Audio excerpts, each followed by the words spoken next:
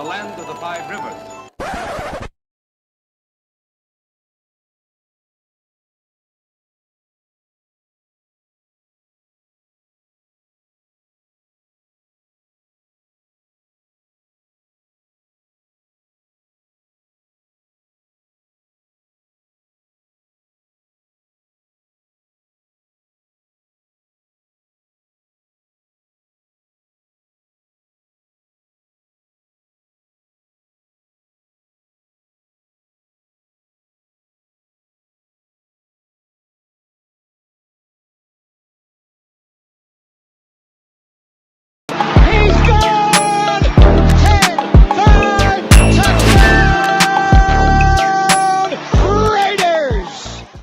Years ago, when we came to Los Angeles, I really believed that the greatness of the Raiders would be in its future.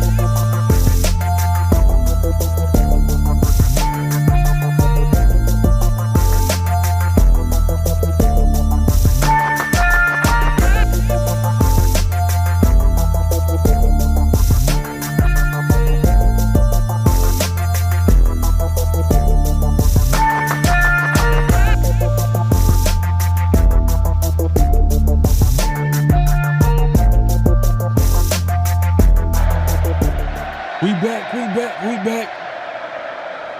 Man, y'all already know what time it is. Oh, you didn't know? 50-50.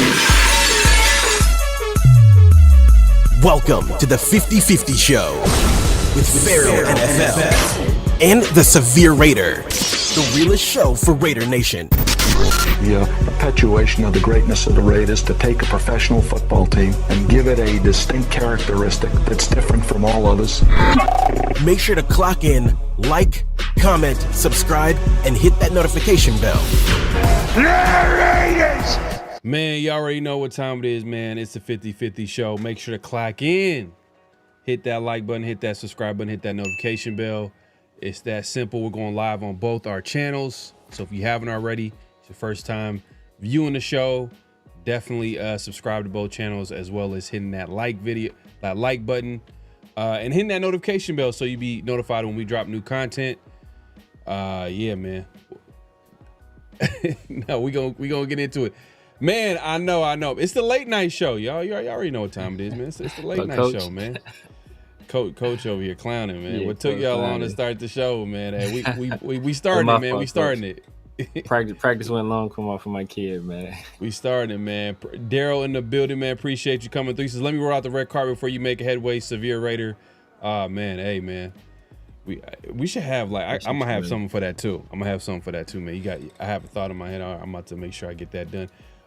Carlos Enfuego says, do you believe Camilo would get more playing time than Aidan? I think it's too soon for that. I think he might will definitely be getting more playing time in the preseason, but it's too early to tell. We'll see. We'll see. D-Moke says Cam Miller for MVP. You know, it's funny, D-Mokes, man. I know you be clowning. It went from Aidan O'Connell for MVP to Cam Miller, man. That's wild, huh? Kevin Lurker in the building says it's about that time. Salute Pharaoh Severe, man. Hey, man. Appreciate you coming through. KJ's, man, that's old video. Think about the intros. I do got some old videos on there, but I gotta change it. Gotta change. Oh, yeah. I mean, some of it, like, I'm gonna change up mines, but I'm gonna keep some of it. Some of them is just like, hey, man, like, those are classic. That's classic Raider footage for me. And there's some that I'm like, you know what, like, yeah, they need to get. We might have to edit this out a little bit. I think mine's got Devontae in it. A clip of Devontae. I'm like, come on. I got Devontae in mine. I got. You know, Devontae's a great player. He was a great player. Jack Jones in mine. Off topic. What was your favorite Devontae game? I know this ran hella random. What was your favorite Devontae game as a Raider? My favorite Devontae game. That's the first one against the Chargers. That was the first one. Against the Chargers? That very first one. His very first game as a Raider. I've never been so excited. Even though we lost that game, he just dominated that game, bro. Just so, like, single-handedly. I was like, bro, and he was my favorite player too, until I kind of saw what he was. So, like, the fact that my favorite player was playing for my favorite team, and then he just went out there and just dominated like that, bro. I was so amped. I was like, man, we got us one. We finally got us. Because it's been a long time since we had number one receiver like that could just, like, take over a game. So I was amped, bro. And I was like, oh, man, that's a good one. I'm going to have to say it's either between the Denver game, the game winner, like the walk-off. I ain't gonna lie, that KC game. Yeah. I know we lost that game, but that was a great game. We had an opportunity to win that game. The one we ran into the Hunter, him and Hunter ran into each other. The one where he should have, to be honest with you, it's crazy that I'm saying that was like one of my favorite games. It's just like where he had that deep, long catch at the end. And he didn't get his feet in bounds. Yeah, it's a whole. We had a whole. Yeah, it's a whole bunch of opportunities. Yeah, because we Malcolm Kuntz got the penalty on the missed kick. Then it was him not like that bobbling, and not getting his feet in bounds after the bobble, and then it was the Hunter Renfro thing where they run into each other. It's like we had opportunities. Kyle says, "What's your favorite football team?" Oh man, the UCLA Bruins. The UCLA Bruins. Oh, that's your favorite football team? Yeah. Oh, you got Nico. You're a bigger UCLA fan than Raider fan? Oh, nah, I'm a way bigger Raiders fan. I was about to say. That's like my favorite. But Raiders are my favorite sports team, period. Unfortunately. Oh, okay. Unfortunately. That makes sense. All my other teams are winning outside of UCLA. The Lakers won, not that long ago. I went to the playoffs last year. Dodgers won the World Series last year, but I'm still a bigger Raiders fan for some reason. I don't know why. Right. I'm a glutton for punishment, I guess. Right. Hey, man, if you haven't already, like I said, make sure to clock in, hit that like button, hit that subscribe button, hit that notification bell. Man, today we're going to get into, some of our, we're going to get into our final thoughts on what happened preseason week 1. We'll get into some of the rookies. Their performances this week, or last weekend. A lot of these guys were able to showcase their talents. We'll talk about how they look. Also, flag on a play, notable quotables, all that good stuff. All that's coming up. We're going to get into it. O-line update. We're going to get into that, man. It's going to be an interesting conversation today. And then we actually going to also look back at our overreaction takes. So around the shield last week happened to be the day that the Raiders played the Seahawks. Post-game show, we definitely had some hot takes. And before we preface it by saying, before we even started the conversation, we said there's going to be a lot of overreaction takes today. But we'll look back at that and see is there some truth to what we're talking about, or did we go all the way left field? So we'll get into that conversation. But yeah, man, Casper 74 or more. Man, we got a Raider fan. He says I'm a Raiders fan and an A's fan. I start making stupid decisions as a small child. Yeah, I think that's Pharaoh too, right? I think you're a Raiders fan and A's fan. Hey man, but I got a Houston Astros hat on. You know what I'm saying? So you know, I got to change it up every just now clean and then. hat. It's clean hat. Hey man, so, look, the way I grew up though, like a lot of people used to wear hats from just depending on if they like the hat or not. So I've seen people that I don't know what it is. Maybe as you get older, you kind of like solidify like, okay, this is my hat or this is my team and this is the hat I'm gonna get. But I remember growing up, like people wearing like, depending on what they're wearing, Seattle Mariners hat, Yankee hat, LA hat, obviously, you know what I mean, all types of hats. But I'm from LA, so there's a very very narrow specific hats you can wear. Okay, I got you. Yeah, you walk around with the wrong hat out here, and it'll be there'll be no Florida Marlins fan or no Boston Red Sox fan out here. Hey man, I guess it depends on where you from. Yeah, that's true. Yeah. That's true. Carlos says diehard Raiders fan from LA to the Bay, now Vegas Raiders. Hey, yeah, man. Casper says I wear any hat from any sport except football. Can't wear anything but yeah. Facts. I'm not mad at that. I can't wear anything but the Raiders hat. I don't like any other football's hats though. Like most of they kind of trash. Nah, I seen some clean hats. I couldn't wear it though. I was like, I can't do it. I can't wear like football. I don't know what it is about it. It's like I can't. Yeah. I might appreciate it from afar. I'd be like, oh, that's a clean hat. That's cool. But I wouldn't wear it just because like it's just football is a different animal. Yeah. I agree, man. Casper, man, I agree with you. Yeah, I don't like any other teams. Like I don't like most of the teams' logos. I really don't like. Outside of the Raiders, let me see. Yeah, there's a lot of trash logos.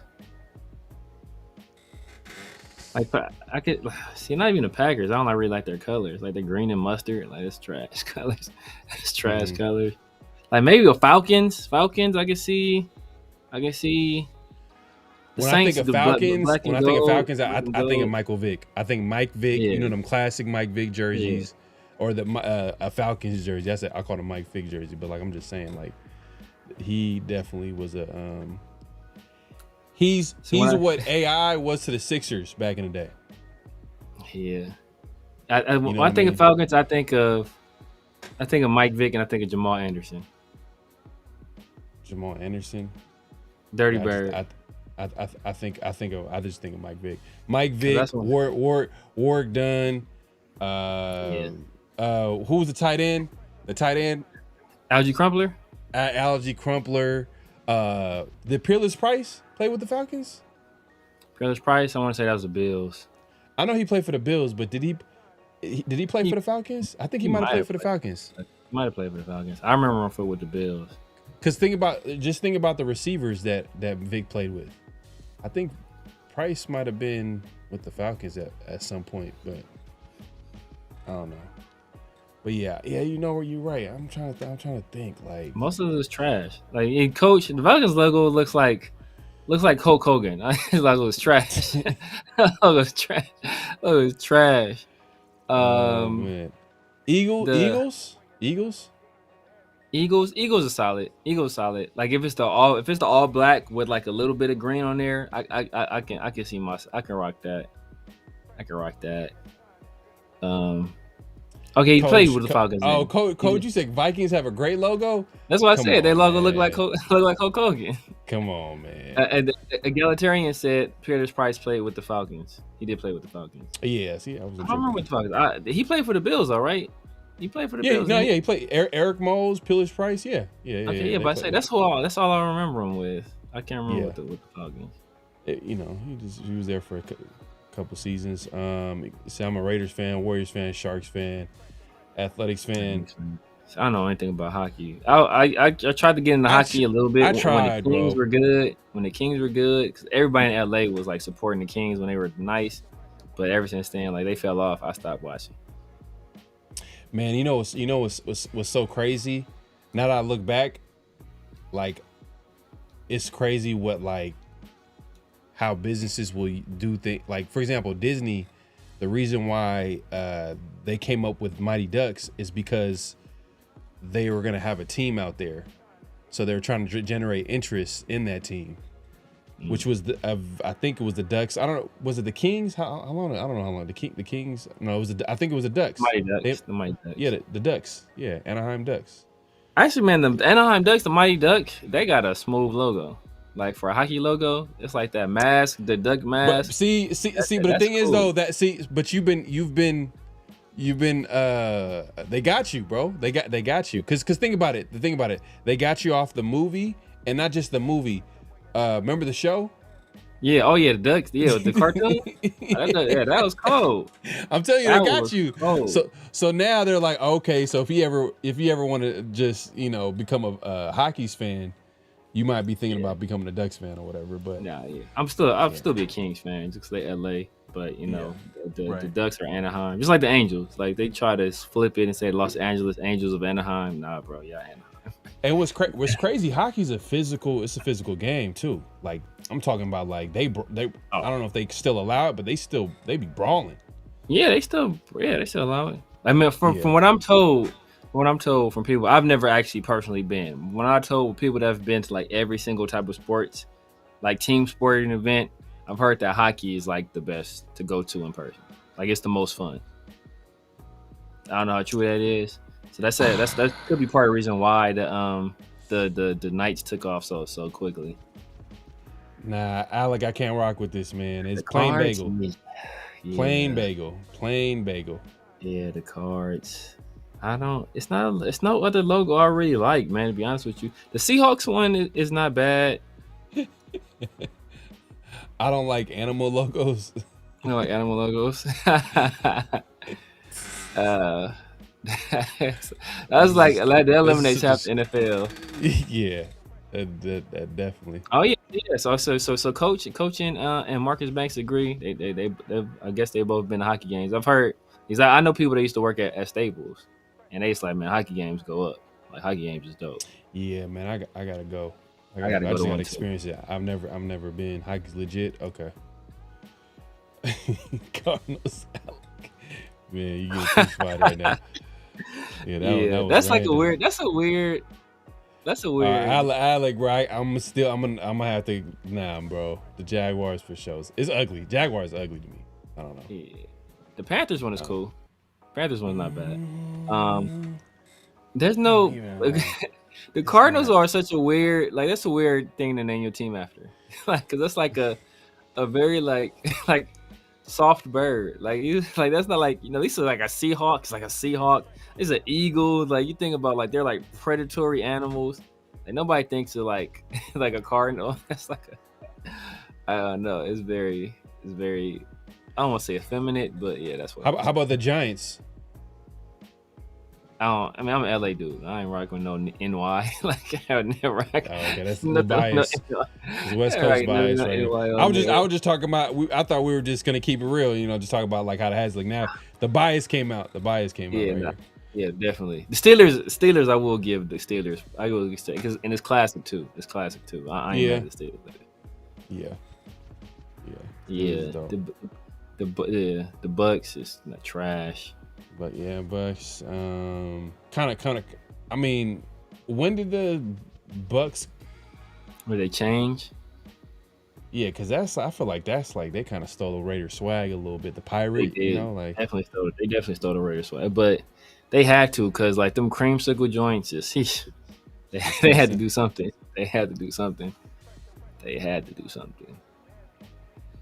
Mighty Ducks of Anaheim when they first came out in '93. Yeah, just think about the movies that came out in the '90s. Yeah. So, man, Disney, man, they powerful.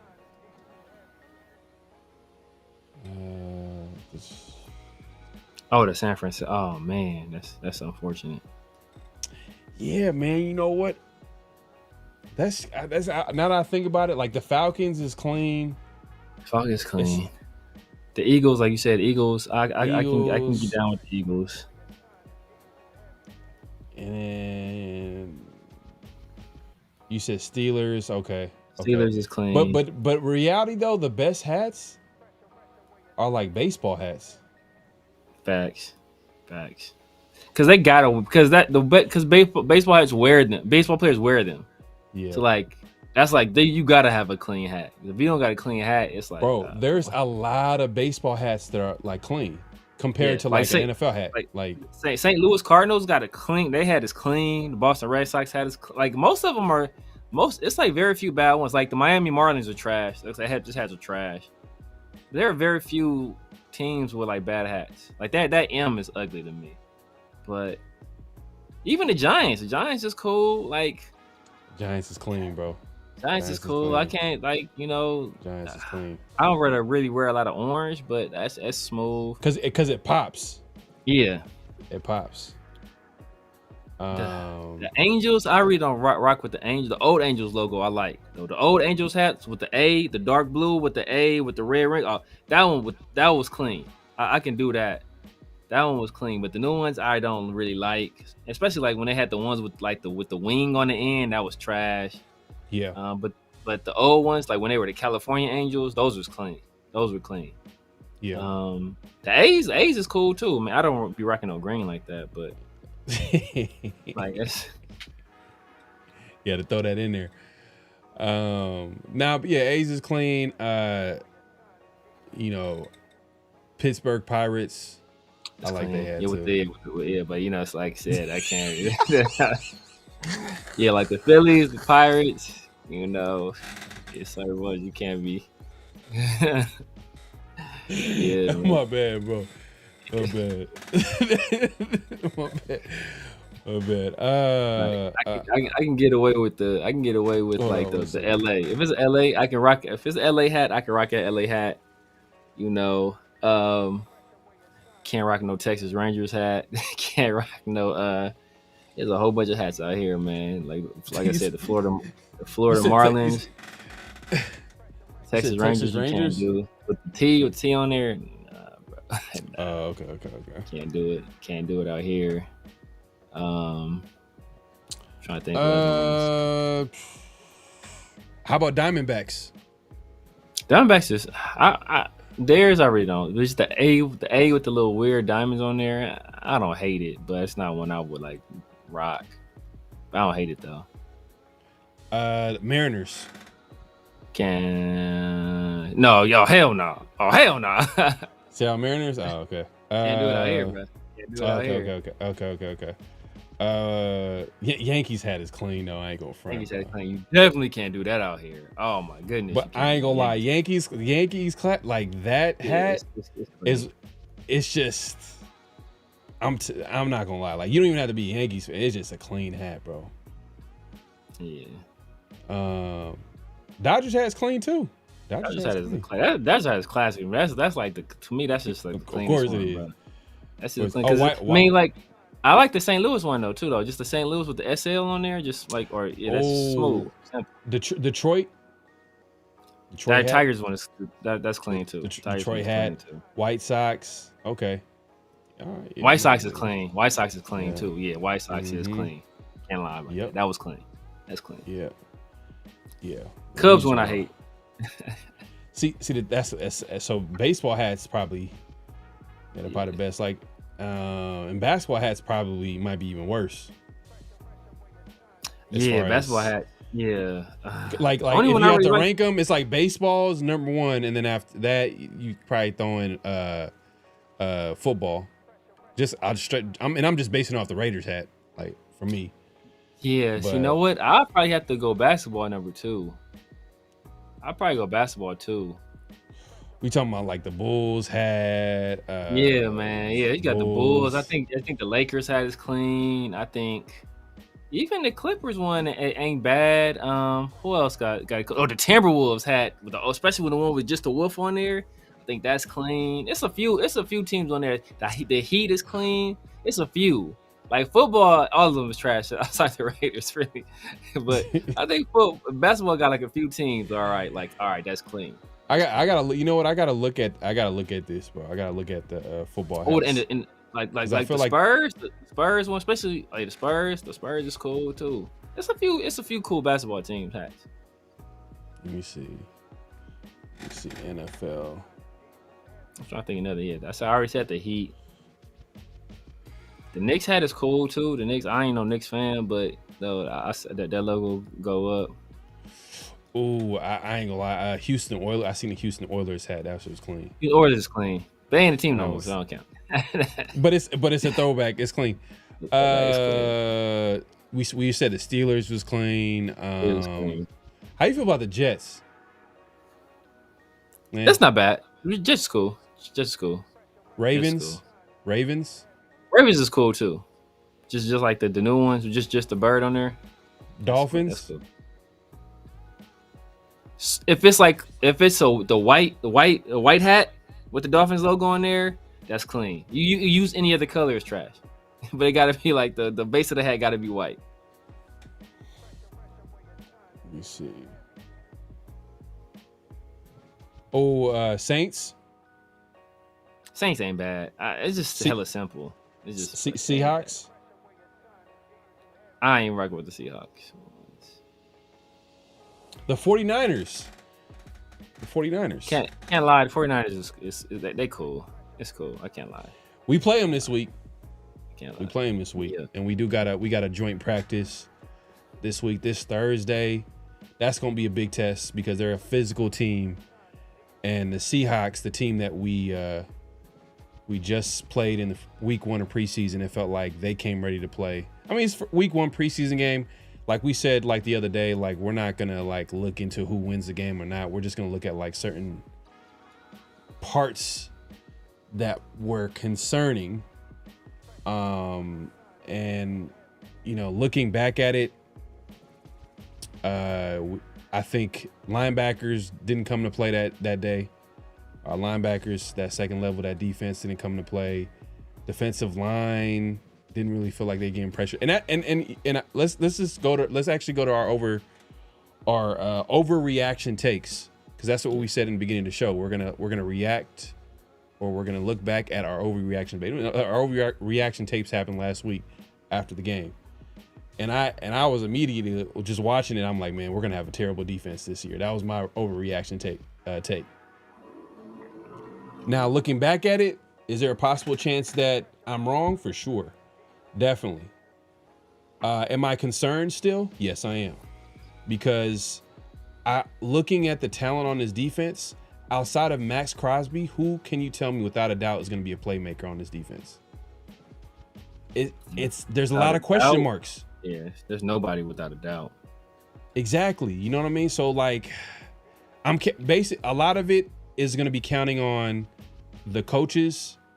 And this goes back to, shout out to Mint Beats. He had a good question last show where he talked about, like, he was specifically talking about the offensive line.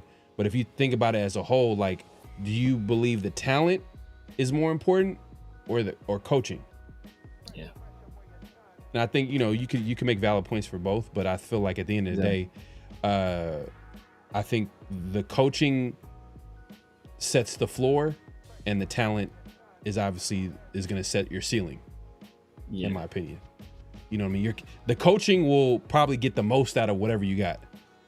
But yes. But if you ain't got a lot of talent, that's your ceiling. Like, you're not going to get any higher than a certain level. But obviously, if you got like playmakers everywhere, you got a good team, then the limit is, it can go through. There could be a lot of different ways that it can go down as far as what that team could look like. Yeah. I think with football is the sport. Football and college basketball, I think, are the two sports where coaching is most important. Where it's like, if you may not have the best talent, but if you are able to outcoach your opponent, then you will win. Like, you look at college basketball, look at teams that win the NCAA tournament. We always have some mid-majors that get into the mix somehow, because they have like some great coach that's able to galvanize the guys. They come with a good game plan. Like, not always is it like the superstar-studded team that wins it all, right? Like that wins March Madness. It's usually like a team of like senior guys that were 3- and 4-star recruits that have been together for a few years under the same coach, and they run the table. And look at football. It's, you look at it. It's not always about the talent. A lot of times it's about the team that's coached better. Team that makes less mistakes, and we see that time and time again. We see that's why like talk about free agency not like being that big of an impact, because it's not about like having these star-studded players. It's about, can you identify the right player for your team to play a role for you. So I think in football, it's super, super important. Obviously, talent always helps, but it's also very important to have good coaching. Oh, for sure. I mean, we've seen that like plenty of times where we'll see a player not play well one year, and then he'll get a coach that like will be able to like put him in a position to succeed, and then he looks like a completely different player, looks like a Pro Bowl player. You know what I mean? So that's where how good, that's the impact of good coaching. But that being said, going back to my overreaction take about the defense, man, I'm not gonna lie, I'm concerned. If I had to rank it between a 1 and a 10 as far as my concern level with the Raiders defense, and I know it's early, and I heard, Pete Carroll the other day talk about like, a lot of the things that you're going to see in preseason is going to be pretty vanilla, which I understand. That's pretty common in the NFL, where, teams are not going to show a lot in preseason. I get that 100%, but they were playing against backups. And, when defensive line was, part of what made the defense good the last couple of seasons was because of our ability to get to the quarterback. Yeah. Led by Max Crosby and then everybody else, right? But now, like, I'm not sure. I mean, Kuntz is like a big question mark to me.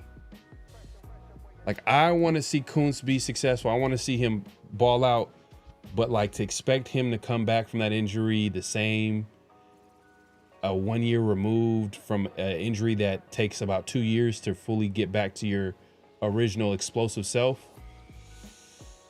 I don't know, and time will tell. We'll see.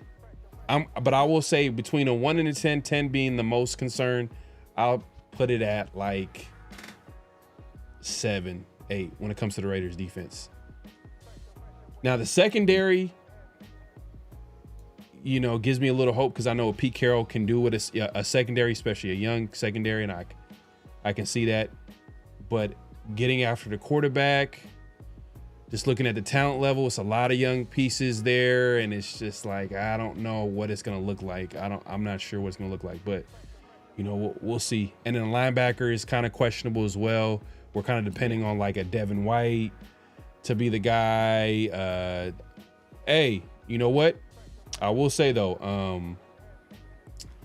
Jamal Adams, do you think he has a shot at being a starter? Oh, I definitely think he has a shot at being a starter. I think Landon is probably a lock to be a starter. But the way Devin White was tackling, it definitely, and that's one of those big concerns we had about Devin White. It's not about his athleticism. Like, he's probably the most athletic linebacker we have. Maybe him, and maybe if now that Jamal Adams is a linebacker and no longer a safety, maybe he's right there with him in terms of athleticism. But he's not built like Devin White, obviously. But like his ability to tackle, Devin White, that's something we brought up when we first brought him in, when we first signed him. We talked about his ability to tackle, or the lack thereof, where it's like, he's not really great in coverage, but he's not really great in the run game. It's not because he can't get there, it's just because he doesn't tackle well. And that those issues kind of cropped up in the preseason game against the Seahawks. So I think the way that Jamal Adams played this last game, he definitely has the opportunity to win the starting job. Yeah, I mean, we'll see. We'll see. I think my concern with Jamal Adams is health. And then you're putting him at linebacker. He's going to be out there next to the big boys. You know what I mean? Like, he's going to have to. He's a physical player, and you're going to put him around a lot of physical players, like near the line of scrimmage. So, which might increase the chance of him getting hurt. So, like, that's my thing with him, is just is really his health. But he looked good out there. I'm not gonna lie. Yeah, and that's and that's the thing. That's what I wanted to see overall from the team. Really was that. I know it's not gonna be a perfect game. It's first preseason game, whatever the case may be. But it's like when you're playing against backups, you want at least a little bit of like, just to show out a little bit. You know what I mean? Like this. Oh, okay, the starters are here. That's the reason why they getting the job done. Even if it's vanilla or whatever the case. Pete Carroll was saying. So my concern level, just looking back at my overreaction take, it's still like a 7 or 8. To be honest with you, just because like that front 7, I'm looking at that front 7, I'm like outside of Max, I'm like I don't know, man. I don't know what it's gonna look like when and I hope someone surprised me. That's the thing. I'm waiting for someone to surprise me. So. And probably won't find out until week 1 because that's when Pete Carroll says, oh, that's when, we're going to put out like, obviously the defense and we're going to be a little bit more, they're going to show a little bit more than what they're showing in the preseason, which I understand. But I think for me right now, it's a little bit of wait and see, but I'm still concerned about the defense. And for anybody to say that, oh, no, it's just the first preseason game. I'm like, come on, like there are questions going into the offseason. There was questions literally the Raiders had trouble stopping the run last year. They were hurt, obviously, throughout the season as far as, defensive line, injuries. So kind of people kind of cut them some slack, but these were things that were like questions throughout the offseason, and then that first preseason game comes and we still have those questions. So, yeah. It does. I don't understand why people can't understand that. Why people are having an issue with what they're seeing in that first preseason game, especially when they're going against backups. Now, I don't care about who wins. I don't care who wins at the end of it. It doesn't matter. Preseason doesn't matter. I'm just looking at it from perspective. I don't even care what happens. I'll look at some of the players that flash. Like Hemingway kind of flashed a little bit. Okay, Hemingway flashed some guys on the D line, but it was like in a second half, and that's hard for me to be like, oh, okay, it's good that he's making plays, but it's like what is it gonna look like when you go against starters? And that's on the coaches to probably make adjustments and have them play with the ones. And Pete Carroll said after the game that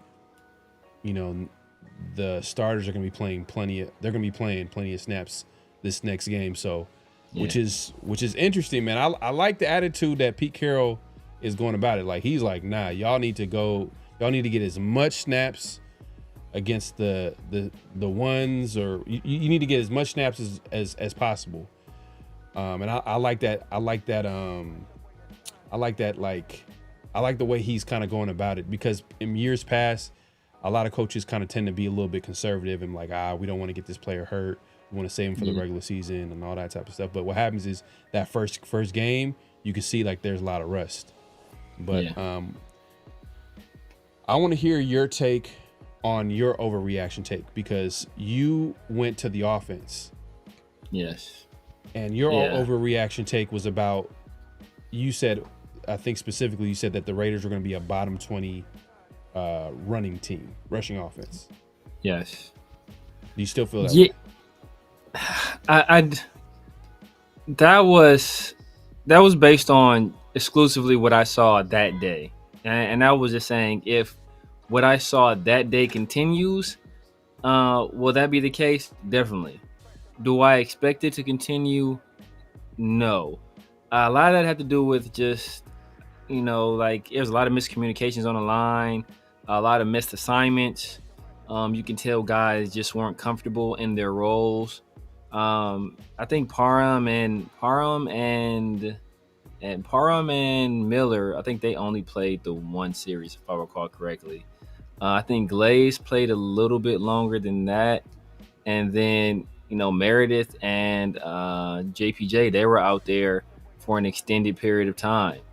And, the fact that they played out there for that extended period of time, that was cause for pause in and of itself.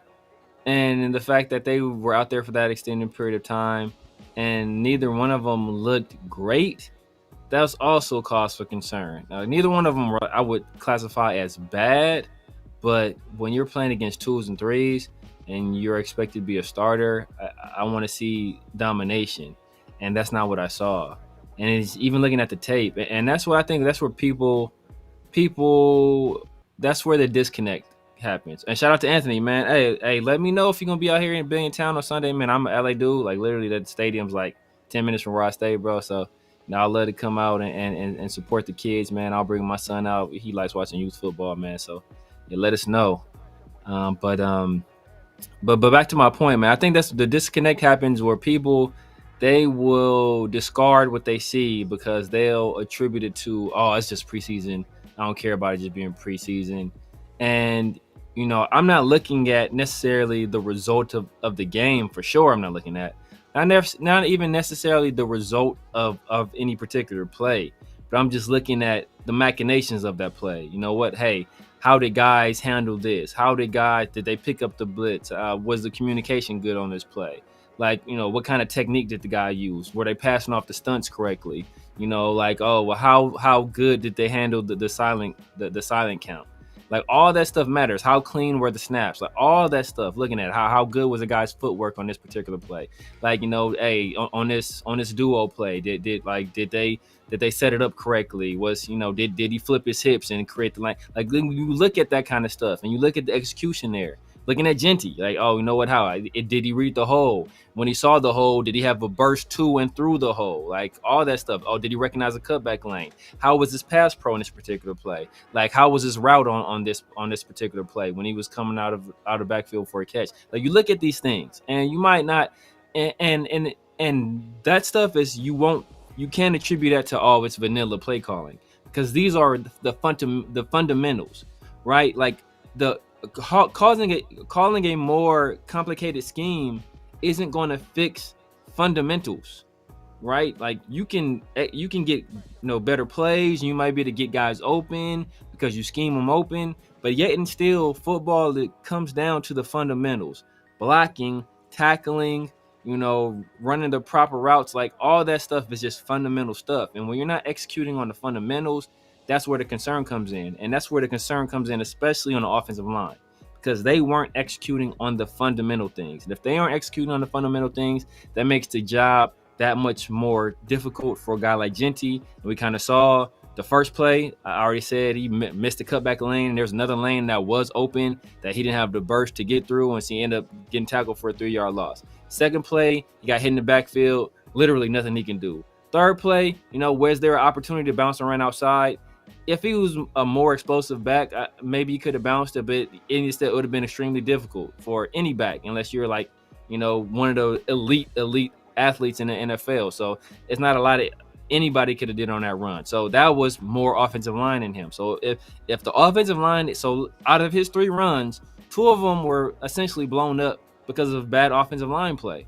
So if we're not getting good offensive line play, this ain't the Mountain West anymore. He's not going to be able to. He was struggling against second and third stringers because the line wasn't blocking. So I don't expect him to produce majorly against first stringers. So if the guys in front of him aren't allowing him to do the things he needs to do as a runner, it's going to be a very long season for him. So, do I think we'll finish bottom 20? No, but I was expecting, a top 7-ish, and with what we're doing on the offensive line right now, I no longer have that expectation. Yeah, because right now they're still figuring out the right combination for that offensive line. And then on top of that, if you think about that, like you hear Pete Carroll talk about the offensive line and who the starters can possibly be and at what spots. And Pete Carroll's like, hey, it can go well into the first few games of the season, as far as them figuring that out. And if that's the case, then you got to think about like what's one of the most important things with when you have 5 guys out there is chemistry. You know what I mean? They got to be able to like play with each other and pause. But y'all understand what I'm saying? Like they got to be able to like be out. They got to be out there. First of all,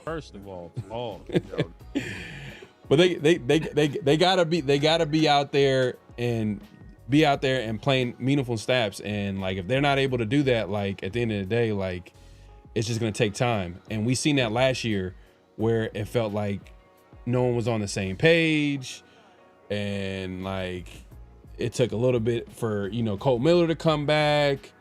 It wasn't until like probably the middle of the season where I was like, oh, okay, it looks a little bit better. And if that's the case, then yeah, that's going to affect that ranking for sure. If you had them going to being a top 10 rushing team. Now I will say this though, Chip Kelly he's the X factor. Chip Kelly is the ultimate X factor. He's going to be doing some things because he kept it. I'll be honest, he did keep it super basic. And Pete Carroll came out and said like that's going to be the whole theme of the entire preseason. So. And Chip Kelly is known to like kind of, show some different looks, some motions, finding creative ways to run the football and making a defense think that, it's going to be looked this way or they're going to go that way. So I'm going to give Pete Carroll benefit of the doubt.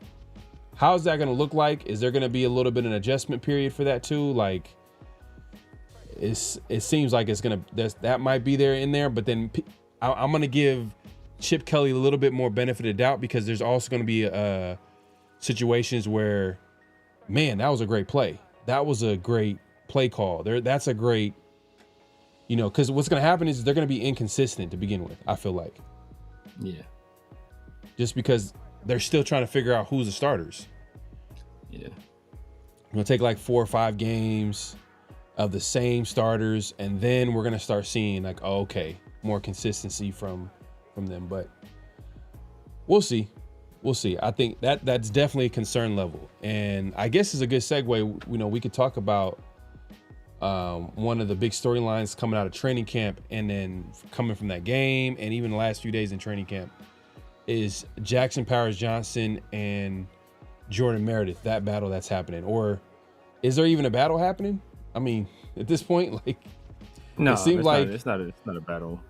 It seemed like Meredith got the center spot. I think he's pretty much been the starter at center, for the last like couple weeks. I mean, I don't think I don't remember the last time where JPJ has, taken snap at center. I mean, maybe, probably a couple times here and there, maybe as a backup, maybe with the twos or whatever. But for the most part, he's a starting right guard. Now, recently, I don't think at all. Recently, he's been exclusively a right guard, and when he's not with the first team, he's taking snaps at second team right guard. So I don't even think he's taking any. Like as you said, I don't think it's been at least a week and a half, maybe 2 weeks since he's taken any snaps at center. Yeah, and then like the other day was like their first practice. Was that their first practice since the game? I think it was the second. I thought it was the second one. Yeah. Okay. Well, it's Sunday. I think Sunday it was a padded. It was a padded practice, and JPJ was nowhere to be found. Yeah. Or he was dressed. There. He was dressed, but he wasn't out there. You know what I mean? He wasn't playing. So everybody was like, "What is going on?" And I'm not gonna lie. Like, what is going on with JPJ? Why is he not the starting center? Like, the guy got drafted in the second round. We seen the talent. We seen what he did when he went to center last year. Fast forward, we all know Pete Carroll, he's a head coach. He brought his son as offensive line coach. And for whatever reason, it hasn't worked out that way. Right now he's the starting right guard. Now I will say this though, today, I don't know if you had a good chance to check it out, but Richie Incognito was able to talk about the center, the battle, so to speak, quote unquote battle that's happening or not happening, Jordan Meredith and JPJ. And he was saying, and he has some experience in this, because he was a guard for most of his career, but he also was projected to be at center too as well. And he said when he was playing that spot, it's a lot harder. It's like the hardest position to play on the offensive line because of like so many things that they have to be able to be aware of and have attention to detail of, because every down and distance is a whole different scenario, whole different things that you got to look at, every small detail that you got to look at. And if you're a center, you got to be like probably the most prepared guy. You got to be you're the quarterback of that offensive line. And he's giving an educated guess in the situation. I'm not sure if he's probably hearing some stuff, he can hear some tea leaves or whatever, but he's saying that's probably what JPJ's facing right now, is the fact that, like, in order for you to be that center spot, you got to be consistent to the point where the coaching staff can trust you to be that guy to, like, where it's 3rd and long and you're calling the right play. You're calling out the blitzes and the situations that can happen in every down and distance. So that's what he's saying. Like, it's more of a JPJ thing where is he prepared enough to be a center? And when I look at that from this perspective, I'm like, okay, all right. I mean, like, if Meredith is the most prepared guy, if he's the one that they can trust the most, and JPJ is not out there, like, he's not on his A game, then I guess I can at least rock with that better than you wanting to make Meredith be a center because you don't feel like he's a guard and you feel like JPJ can be a guard or center and just move, because we didn't really get any type of context. And I'm sure there's more to it than what's being told, because it feels like, like when you hear Dylan Parham and you hear all these guys like talk about like Meredith, they're all saying the right things about like Meredith being a smart guy out there and yada yada.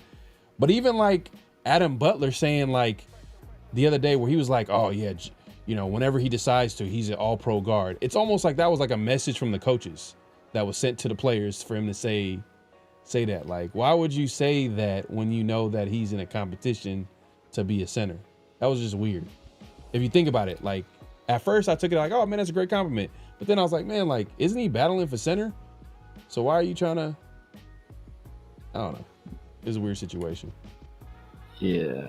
I mean, so I think Incognito, I think he tried to talk about the difficulty that he had, playing center. And I would say that, it's entirely different scenarios, because Richie Incognito wasn't a center in college. First of all, he bounced around in college because he had off-field issues. And then he played tackle in college. So he's a guy that moved from tackle to guard, which is a transition a lot of people make when they don't feel they have the feet to play tackle in the NFL. So that's a very common transition. So, like, he didn't play a lot of snaps at center, if any, because he was drafted by the Rams his first year. I think he was like started off on PUP. Then he finished out the year on IR. I don't even think he played at all his first year. Second year, he played at 4 different spots on the offensive line. I think one of them was center, but it wasn't for an extended period of time. And then by year 3, he was a full-time guard in the NFL. So he's speaking, I think he's speaking from what he thinks is going on.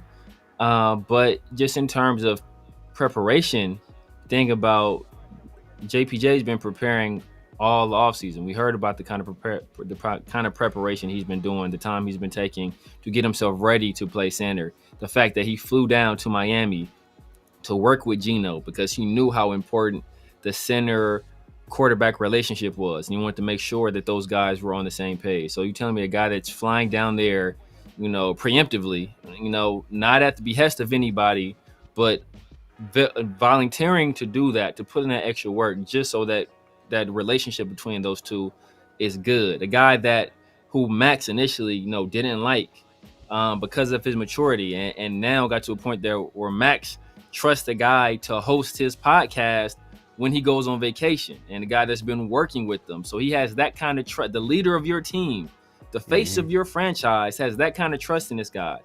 And you're telling me that, like, the coaching staff doesn't think that he'll recognize what to do on the third? Like, it doesn't make sense to me. Like, maybe that's what's going on behind the scenes, but if this was the case and where they didn't trust him, Joe Philbin's been here since last year. Joe Philbin has some insight into the kind of person that JPJ is. Patrick Graham's been here since last year. He has some kind of insight into what a kind of player that JPJ is. there's other people that were retained on staff that would know the kind of person and kind of worker that JPJ is. So if that was their concern, why did they not approach Jordan Meredith until the beginning of OTAs and ask him, have you thought about playing center? You might want to start getting ready just in case. Like, this would have been something they approached him a long time ago and said something about. And if this was your thinking, why do you then go out and give a relatively big contract to a washed up guard who was statistically the worst at his position in all of the NFL last year? Like, if your thought was we might have to move Jackson to guard, then you have Parham, and then you have Jackson, and then you have Jordan Meredith at center. You shouldn't be going out and paying more money to a guard that's going to be a backup and very likely won't see the field unless there's an injury. So if this was their thinking, then they went about it terribly. What it seems to me is right now they're flying by the seat of their pants, because they had a plan in place. Obviously, it's not working. I don't know if it's more of a JPJ thing or more of an Alex Kappa thing, but now they're having to try to kind of change gears. And I think some of this is covered. I think some of this is covered because they didn't do a good enough job addressing the guard position in free agency or in the draft, and now they're panicking. And they have to do something at the position. Maybe they don't feel Meredith is a fit there. Obviously, Kappa is not working out there like they had hoped. So now they're just trying to come up with something at the very last minute. And if you don't have that plan in place, this is kind of what happens, right? You plan your work and work your plan. Obviously, they didn't have a good enough plan at the guard position, and it's kind of showing itself right now. And we'll see how that translates into the regular season. But you got a guy that really doesn't know what he's doing at right guard, and a guy that really doesn't know what he's doing at center. And that's why they're playing extended minutes in the preseason game when every other starter was out after the first series. Yeah, it's tough, man. On one end, I kind of can see, because we can't just. And this is just last week. We kind of overreacted a little bit about the offensive line, but like you even mentioned that like guys like JPJ were in there with Meredith. They were playing with guys that most likely are not going to be playing this year on the offensive line. Guys, they're playing well into the. I think did they play into the third quarter? They played well into the third quarter. At least that first half, it felt like. That first half for sure. I think third. I don't remember when Will Putnam got in there. At some point, Will Putnam got in there. I don't remember exactly when, though. Yeah, and then like there were moments where JPJ, there was a stunt happening, and I know you were like going in on Thayer Munford and his performance that game. Trash. And guess who was the guard next to Thayer Munford, and it was JPJ. And there was some miscommunication that was happening. So that I think part of the struggle of Thayer Munford was also affecting a guy like JPJ, where communication is huge, right? Yeah. But not to cut you off. And it's not always communication. Sometimes it's just you said about it early, right? Like about guys playing with each other. Christian Wilkins he's going out of his mind right now. He's like, bro, I was trying to tell. No, but it's just it's like like understanding the strength and weaknesses of the guys next to you, right? Like there's a play where I think they were running. It was a zone run to the left, and like in this particular play, Thayer has to make a reach block, so he has to get to the guy in the gap over, but he was not fast enough to get there. So with JPJ being right there, he has to help him and hold that guy so Thayer can get there and make that block. But if he had been playing with Thayer, he would understand, hey, you know what? I gotta stay here a little bit longer because Thayer has to get here. Thayer plays like he got Timberlands on, right? He's slow as hell. So like he has to help that guy there. And he didn't do it, and Thayer got beat to the spot, and there was a tackle in the backfield. So, as a result of that. But if he had understood the guy next to him, then he would have been able to better execute on that play. But when you're moving these guys around, like, they can't get comfortable with each other. It's hard. And the fact that, like, another thing we talked about we'll get into that later, but, just the whole tackling thing. That's another thing where it's like, some teams they tackle live. Detroit, they talk about tackling live. Dan Campbell said, hey, well, we tackle here because that's a fundamental part of the game. The Raiders, they don't do that. So that's why tackling was so bad week 1. So hopefully we can get that together by the regular season. But if we're not doing any tackling at all, like, bro, like, like, that's stuff you have to work on. So like, I will say though, I think probably the other side to it is that when it comes to the tackling issue is that Pete Carroll, he's going to be playing these guys in these preseason games. And that's part of the reason too, yeah. Yeah, so then I think he's just going to use preseason to, like, fine-tune their tackling pretty much. I agree. So I think that's what he's going to do. Now, if he didn't do that, then we could be like, oh, man, this doesn't look too good, you know what I mean? And they're going to wait till, like, the regular season to finally figure out how to tackle, which I'll be honest with you, that's an NFL problem. Just because with the rule changes and, the player, the CBA, what they agreed on and stuff like that, there's not a lot of tackling done in the offseason and stuff like that. And I think there's only a certain amount of days where they can tackle too as well, right? There's only a certain amount of time or days. Like, there's only a certain amount of padded practices, so that, obviously you're only really on tackling via in your padded practices. Tackling is a problem throughout the league. Part of the reason is because of how the CBA is and how they're limiting. But there is a like Seattle's not talking about tackling, right? They were like on Friday morning, the podcasters and beat writers and coaching staff for Seattle was like, man, we really need to clean up that tackling. Like, that wasn't really an issue for them. I don't know how they're running their practice over there, but I will say that if you're hoping that, a game's worth of tackling in the preseason is going to make up for, this live sessions during training camp. Pete Carroll knows more than me. He's been doing it for a long time. So, if this is how he's been doing it, he's coached some of the best defenses ever. If this is something that's worked for him in the past, hey, hats off to him. I'll let him do his thing. But I just think that, tackling is such a fundamental part of the game that you want to work on it, and you want to be able to work on it in a controlled environment where you control the scenarios. And in the preseason, like, it's kind of out of your hands at that point. And then you only have those 3 preseason games to do it. So that also limits your time even more so. So a few live sessions a week, I think that's more than enough to, hey, where you're maintaining the balance between player safety as well as working on the most important aspect of playing defensive football, which is tackling the ball carrier. Yeah, and real quick, man, shout out to Chewy's NFL News and Podcast, man, my guy, man. Appreciate you coming through. If you guys haven't already, make sure to head over to my guy and hit that subscribe button, man. Hit that subscribe button, hit that notification bell. Go ahead and support my guy. And he says, too early to judge Pete and Genty Fire Show, my guy. Hey, man, appreciate you coming through. Yeah, I agree. He's definitely too early, but Genty especially, I agree 100%. Like, I'm gonna give him both of them plenty of time, and Pete Carroll. I'm not throwing a book at any of these players, or I'm not throwing a book at Pete or Genty. I'm just concerned.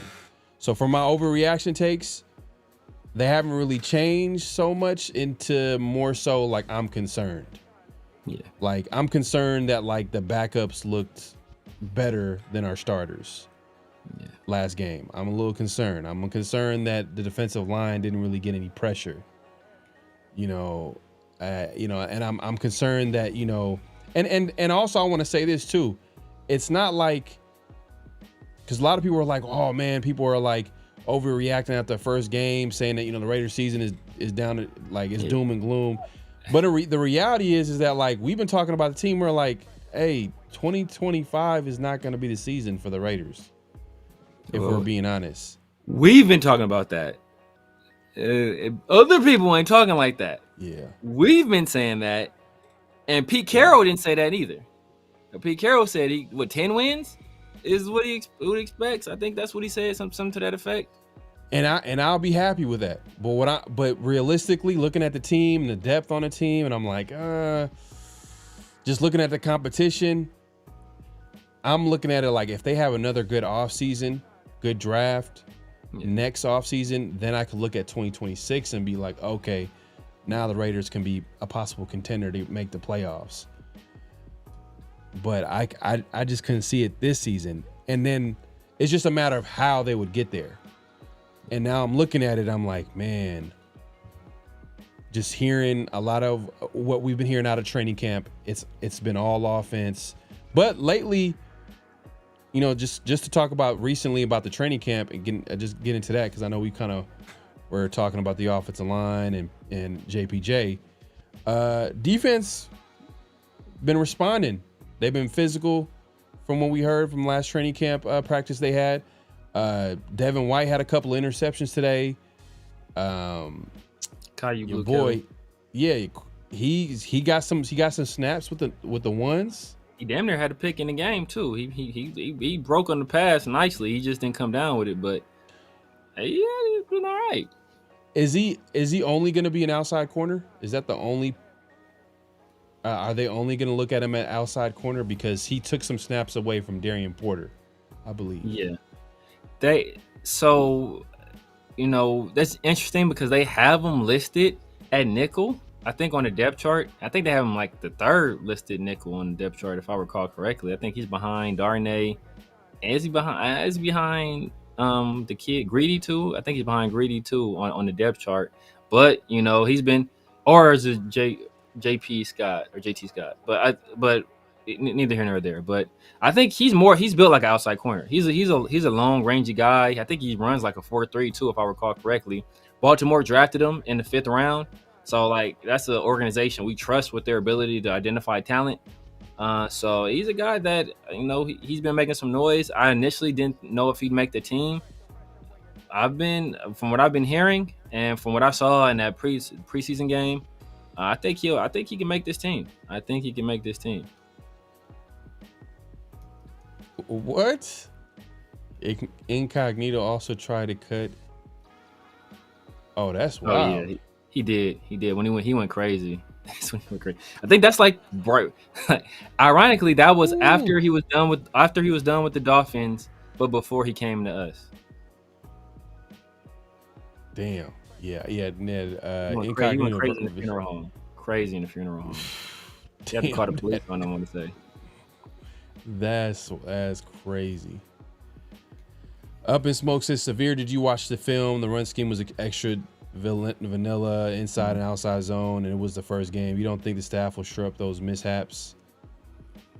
But that's what I'm saying. Nothing I'm saying has anything to do with the scheme. Like there was no pin and pull. Like there's no pulling at all in the scheme, right? But what I'm talking about is just the fundamentals of what people were doing. That's why I stress. Like I'm not looking at the play calls. I'm not looking at the result of the play. I'm looking at how guys executed individually on the play. And the execution was poor. Communication was bad. They didn't call out blitz. They missed passing off stunts. Like that stuff, that's just basic fundamental football. Can that stuff be cleaned up? Yes. But like I said, I'm not looking at the result of the play. Oh, did we get 10, 15 yards? I'm looking at how guys individually performed. And it was not a good performance. Let's see here. Let's see, I'm panicking. 3 carries. But I'm not panicking though. But it is, like I said, it is concerning. Hold on. Shout out to my guy Chewy's again with the super chat. Appreciate you supporting the show. He says, still so many holes to fill. Still running back in round 1 is wild. Yeah. So this is the logic that they went with. This is the logic of SpyTech. SpyTech's logic was like, we have so many holes, we need talent. And the best talent on the board was Genty. Yes. Now, the thing is that Genty better, like, the bet is Genty is gonna be that talent that is gonna be an elite talent. If he's not that, then it's like, damn. You know what I mean? You took a running back at 6, and he's not even, the best running back to come out that draft, or not even just that. He's not the man. I said this the other day. The biggest fear right now, one of the biggest fears for Raider Nation, and this is coming from Raider PTSD. You know what I mean? My Raider PTSD is for him to be a bust out of one of the greatest running back draft that we've seen in recent memory. That would be like, whew. That right there, is that enough for you to be like, Spy Tech, you can exit stage left, like you go that way, and we don't want to ever see you? Think that would be enough for him to just get him out the building, or you're gonna give him some grace?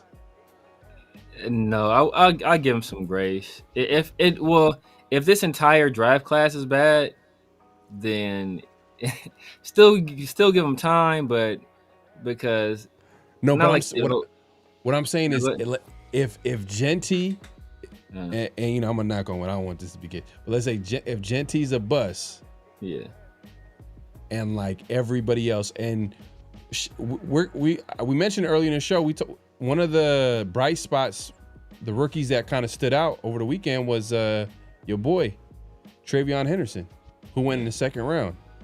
Yeah. So to see that, and then everybody kind of put the Genty stats on blast, which I feel like was out of pocket. Like, calm down. Like, yeah.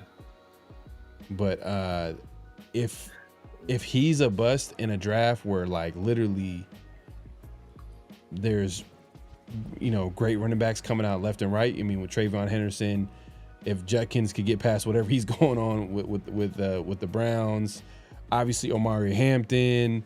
There's some other guys that I like. There's that Colts running back. He plays for the Colts. He's backing up Jonathan Taylor, but I like him too. Oh man, I'm forgetting his name. Where'd he go to? What school did he go to? This dude from not Washington State. No, he's a big running back too. Fast, like shifty too. Dude from K-State. I can't remember his name. Kansas State running back. Dang, what's my guy's name? I can't remember his name. The dude from K-State, I think. Colts. Chart. Let's see if the chat will get it. I know the chat's always. Damn, dude from K-State. I want to say it's not Harvey. It's not Rashard Smith. Not. I liked him. Not the dude from UCF either. No, that was RJ Harvey. What's my guy's name? Dang, I know who you're talking about. I can see him in my mind. I want to see play for K-State. DJ Giddens. DJ Giddens. Yeah, play for K-State. Kansas State. DJ Giddens. Mm-hmm. Yeah. DJ Giddens, and there's a few other guys that I'm forgetting. Outside of like I mentioned Judkins, but then there's the Tennessee running back that I like that came out. He could be. Yeah, he went to Cleveland too. Yeah. Exactly. So there's a few players that can ball out. What I'm trying to say is that like if Genty is like the worst one, or even not just worse, just straight up bust. Yeah. You don't think Spy Tech is not gonna? Can he survive that? He can survive. Like it depends on what the rest of the draft, what he does, what the rest of the draft class does. Like, but now it's like it's getting tougher and tougher because you think about Jack Besh. Obviously, he's been kind of struggling a little bit in training camp. He did not flash at all during the game, but he still has time, and he is not the greatest athlete. So it's going to take some time for him to adjust to the league because he's going to have to find a way to win in other ways, which I think he can. He figured out a way to do it in the SEC, and then he went to TCU, figured out a way to do it there. So I think he can adjust. I think it's just going to take some time for him to adjust. Dante Thornton, I think we've all been fairly impressed with him. Darren Porter, we've all been fairly impressed with him. So he can land this plane. But, but what I was saying is that I thought that the best value was we're gonna go running back later on, double up on that thing if you can. But I thought I said all along, I thought Travion in the second round is better value than Genty in the first. And I also said that like even though Genty was my RB1, or Marion Hampton was my RB2, there was like very little space between the three of them. It's like damn near the same grade in all three of them. So in that particular instance, I'd rather have Travion in round 2 than Genty in round 1, especially in the draft this deep with running back. So like we could have been a team that had Tetaroa at 6 and still had Travion in round 2. If you walk away with that haul, like that instantly transforms the skill positions on your team. You got a legit number 1 receiver for sure, and then you got a legit number 1 running back. But obviously, we went in a different direction. And in terms of talent, I'm not mad at Genty, as a player or as a prospect. I just don't believe in drafting running backs in the first round. I don't believe if you think you have issues with your running game that you draft a running back, because we said this pre-draft, I said this post-draft, that running backs don't determine the floor of your running game. They determine the ceiling. Your offensive line determines the floor of your running game. We pointed to Saquon Barkley to say, look what Saquon did in New York those last few years, and then look what he did his first year with Philadelphia, who had one of the better offensive lines in the league. So if we thought we had issues on the line, then that's where the issues should have been addressed. But we didn't do that, and we took Genty in the first round, and it's not Genty's fault that he's kind of put into a tough situation at this point, and he's going to be judged. We've already been saying it. He's going to be judged unfairly because, as I said, one of the runs, could he have done more? Yes. The first run, there was an opportunity for a cutback. There's also, if he was a more explosive player, there was a lane there for him to get to. He didn't get to it. The other 2 runs, the second one, for damn sure, nothing he can do. And the third one, it was like only like the elite of the elite was going to be able to make anything out of that play. So, if he had better blocking, he would be able to do more, but he didn't. So now all the people see is 3 carries, -1 yards. And it's not fair to judge him based off of that. Yeah. Thrash says, I've been in the dark with the team. You guys are pressing me. You know what? Because we're kind of focusing on the things that we feel like, man, this is probably going to be an issue that can possibly go into the season. Now, that being said, I guess we could focus on the things that we like. I think the offense is going to be good. I think the offense is going to be solid. It's just the offensive line is kind of affecting my, like, how good it can be. Because if there's going to be like that beginning portion of the season where they got to figure out like who that starting 5 is, and then the starting 5 has to start playing with. They're going to have to like all be on the same field and play a lot of snaps with each other, and to have that chemistry. That's going to take a little bit of time. That being said, Chip Kelly kind of at offensive coordinator I've said it all the time. He's the X factor. Like, he's the one that I'm like, the great players are going to be great. Like, Brock is going to be great. Oh, it's going to be a monster. Michael Mayer's going to be great. Yeah. Brock is gonna be great no matter what. But what a good offensive coordinator is gonna do, he's gonna make the role players even better. Like the role players, and the role players are gonna be like guys like Mike. You said Michael Mayer, maybe Dante Thornton, Trey Tucker. You know what I mean? Like Jacoby Myers and Brock, they're gonna get theirs. Yeah. Like, they've gotten theirs based off a lot of like, a lot of different reasons why they couldn't even got theirs. But I'm just saying, like, in this situation, where you got a good offensive coordinator, I feel like guys like, the Dante Thorntons and, we mentioned the Michael Mayers and things like that. Those are the guys that like I could see balling out in this offense. So it's like Chip Kelly kind of gives me like the idea of like this offense could be better than what we've seen in the last few years. The defense. I said it earlier. I'm concerned about the defense overall, especially like if you want to talk about it. It might get better as the season goes on because they got a lot of moving parts. They got a lot of young players. They're gonna have to figure out who's gonna step up to begin the season. But like right off the get, teams are gonna test them. Quarterback, especially good quarterbacks, are gonna test because they're gonna have a rookie starting. Darian Porter's a rookie. Eric Stokes. He's going to have to stay healthy because that's been his issue throughout his career. And it's not even just them. The worst part of the secondary is probably our nickel situation. I think teams are going to test that right off the bat. Yeah, definitely. you know, because we're gonna Jeremy Chin, like that's gonna be our nickel corner. Like, come on, man. Like, he's a safety, right? He's a guy that like you want to do it like just randomly based off a call that you made on defense. If you're gonna have him be the literally like every down nickel corner whenever a team has something, I don't know. It just feels like there's a lot of question marks on defense compared to the offense. Yeah. I mean, it is because I mean, there's not one unit that you have a lot of faith in, right? Like before the whole Christian Wilkins thing, before we saw what Kuntz looked like in the preseason, where it kind of looked like he lost a step. Well, I think we were like, hey, you know what? We know the defensive line is going to be like good, but now it's like, I don't know anymore. Like, I don't know anymore, right? Like, can Kuntz be that guy that we want him to be? And he still has time, and you know, it could be a situation. It's his first real action since the knee injury, so it could be a more mental thing than a physical thing with him. But you know, you still have those concerns, right? Obviously, defensive tackle definitely a concern. You know, Christian Wilkins gone, looking for two hurt.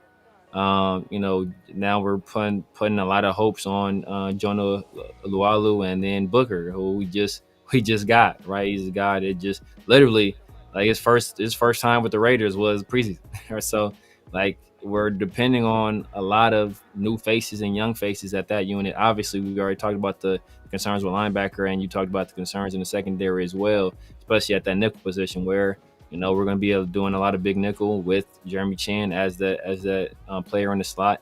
And we just brought in Terrell Edmonds to possibly man the other safety spot when Jeremy Chin slides down there. But if not, it's going to be Chris Smith. So, you know, there's question marks all over this defense. And so if we have a top defense, I think you said it before, if you have a top defense, bro, Patrick Graham, he needs a head coaching job. He needs a head coaching job. Oh, yeah, facts. Facts, 100%. So just to be on the positive side, just keep it real with y'all. We got Chip Kelly is going to be the big X factor. I feel like him at offensive coordinator in the NFL, where he will be the most comfortable at. If he was head coach, then I'll have questions. I don't have those questions. Him at our offensive coordinator. He just won a national championship with Ohio State. Like I said, a good offensive coordinator is going to make role players better. Guys like, you know, Michael Mayer. You know, guys like Trey Tucker, Dante Thornton, those guys are gonna start making plays. You know the main guys are gonna get theirs. You know the Jacoby Myers are gonna get theirs. You know the Brock Bowers are gonna get theirs no matter what. But the role players are gonna stand out because of a guy like Chip Kelly, like you would hope. So that's a big positive. And even Pete Carroll the other day, like he said, it was super vanilla. So I can believe that. I can buy into that. I can believe that, oh, okay, yeah, obviously they're not going to show everything in preseason. So it's going to be exciting to see what the offense looks like because, you know, you hear players talk about the offense and what they say about Chip Kelly is that, like, man, like he finds creative ways to make big plays. Yeah. You know, Jacoby Myers says that, yeah, we're definitely going to be running the ball. But then there's going to be a lot of big plays. Yeah. And that's, you know, this is coming from the players talking about what type of offense they're going to be in. So that's the one thing I'm excited about is Chip Kelly's offense. Just to keep it positive. My guy Jack Kenna in the building, man. Appreciate you coming through. Man, appreciate you, my guy. But man, shout out to Raider Smoke, man. My guy, he said he's sick. Sick as a dog. We got to show some love, man. Appreciate you coming through, man. Hope you get well soon, man. Appreciate you coming through. Let's see. Better, man. Feel better. It means you got to be off the course for a little while, man. I know you're hurting. Man, nah, he's gonna pull an MJ. Pull an MJ. A flu game. He's gonna have a flu game.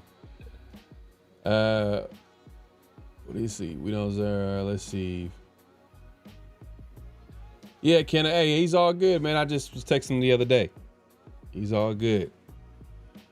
Talking about Ray? You talking about Ray? Yeah, Ray, man. Ray sent me a whole bunch of. We was talking about the offensive line on IG. He sent me a whole bunch. I got to go through all the clips. He was sending me like a whole bunch of clips, looking at Meredith and just breaking it down. He likes it. He likes the move. You know, he thinks Meredith would do well there. His strengths fit better at the center position. No, he's been a big Meredith guy since he came onto the scene. Like he's been calling Meredith for a minute. So Yeah, I like Meredith last year at guard, man. Like 805 the same way. That was 805's guy. Like he hated Cody Whitehair, but he loved Jordan Meredith. But it was at guard. It was at guard. Yeah. Like you said, center is a different world. Right. And this coaching staff, they feel like he's too small to play guard. They want him at center. Yeah. So we'll see, man. Hey, at the end of the day, man, like I'm all into I'm all into putting the best 5 out there. So that's all that matters. Let's see, man. Let's see where we going. Let's see how many wins we thinking. Oh, y'all clowning. Patrick Graham would have been hired a long time ago if he had his defense in the top 10. Yeah, I mean the only time where he had his defense ranked in the top 10 was what? That was it that year that McDaniels got fired? No, he didn't even have a top 10 defense that year. We were like number 1 down the stretch, but the beginning of the year it was a struggle. So I don't know if he's last time he had a top 10. Oh, man, I think since the Dolphins, I want to say. I think the Dolphins. Or no, I think he did it with the Giants. No, I'm talking about with the Raiders. Were the Raiders? I think they were top 10 maybe the second half of that season. They were number 1 the second half of that season. But overall, though, were they in the top 10? Oh, did they finish the year like as the top 10 for the complete year? I don't believe they finished the year as like if you combine both halves. I don't think they were top 10 for both halves. But I could be wrong on that because he only has 2 top 10 finishes as a D coordinator, if I recall correctly, when I was looking at it. Yeah. I was getting into it with somebody about that who said that he can't be a head coach unless he gets a top 5 finish, which I don't think he has. I think he has like the top highest he's been ranked is 6th as a D coordinator. Yeah. So let's just get into man. Let's get into it, man. It's that time, man. It's that time, man. It's flag on the play. This is where we get into things that we have issues about, whether it's football, anything that's going on, or just anything just generally happen in the news. And this week, I think we the first flag I guess we can get into is they just ranked, and this is not like a national ranking. I think they just put in I think ratings around the online ratings and like the Google ratings, and they're rating the stadiums around the NFL. And number one stadium that was rated was Green Bay, which I've never been, so I can't really judge it. But a lot of people always talk about Green Bay, and I think there's I think there's a waiting list to even get tickets to Green Bay. I believe it's one of those classic stadiums. Yeah, but that being said, the reason why it's a flag on the play is, man, they got Allegiant Stadium number 24, the 24th ranked stadium. Go ahead and pull this up here so y'all can see what I'm talking about. Boom, boom, boom, boom. Let's go ahead and share the stadium right here. Look, boom. So you see they got like Lambeau Field. Obviously, they got a number 1, but 24th. They got Allegiant Stadium, and I'm looking at these stadiums. I'm like, man, I heard the Cowboy Stadium was pretty good. I've never been there, but I've heard a lot of good things about the Cowboy Stadium. Do want to go to Seattle and check that out, but Allegiant, man, I'm not gonna lie, man. I feel like it should be definitely a lot higher than number 24, because I've been there and that shit is top notch. It makes you feel like no matter where you're sitting, it feels like it's super low, like. Yeah, it's the way they designed it was pretty good, man. It's a beautiful stadium. Great experience if you've never went. Definitely expensive though, I'll say that. But I'll say flag on a play on this list, man. Fan reviews, man, they got this all the way wrong. I mean, do you agree with this, man? Like, I know I kind of sent this to you, and I'm like, when I seen this, I was like, man, nah, there's no way like Allegiant Stadium should be number 24 in the NFL. Nah, man, it's not 24 at all. Like I said, this is like an aggregate of people's like ratings or reviews on Google, Yelp, and TripAdvisor, So you got to think about it. A lot of this probably has to do with the cost because the Raiders, they're a very, very expensive ticket. Also, the parking situation is like probably bad. So a lot of people probably complain about that. Just having to get there, it probably gives them a bad taste in their mouth. And then I think the third and the most important factor is look at the teams that are at the top. These are teams that have like really good home field advantages. So basically that means a lot of their own fans are the people that are giving them the ratings. It's not like, opposing teams coming in there and ranking the stadium. So, it's probably people who don't like the Raiders or aren't fans of the Raiders. They were just there and therefore they'll give them bad scores just because. Yeah. So yeah, there's a lot of different people put in the scores for a lot of different reasons, like you said, and it could be possibly like they felt like they paid too much or whatever the case may be. But I don't know, man. I don't know. Allegiant Stadium, man, is top notch, man, and it's like modern. It's like like if you compare Allegiant to like, for example, what's another new stadium? SoFi. I'm like, man, Allegiant's better. Allegiant's better. Yeah, Allegiant's better. It's just better. Like it makes you forget. Like, and I think they spent more to build SoFi than they did to build Allegiant, and Allegiant's like way better. Yeah, but you think about the difference between real estate in California, real estate in Los Angeles, and real estate in Nevada. Yeah, that's true. Yeah, fans just hating. Yeah, that's fine. Yeah, that's right.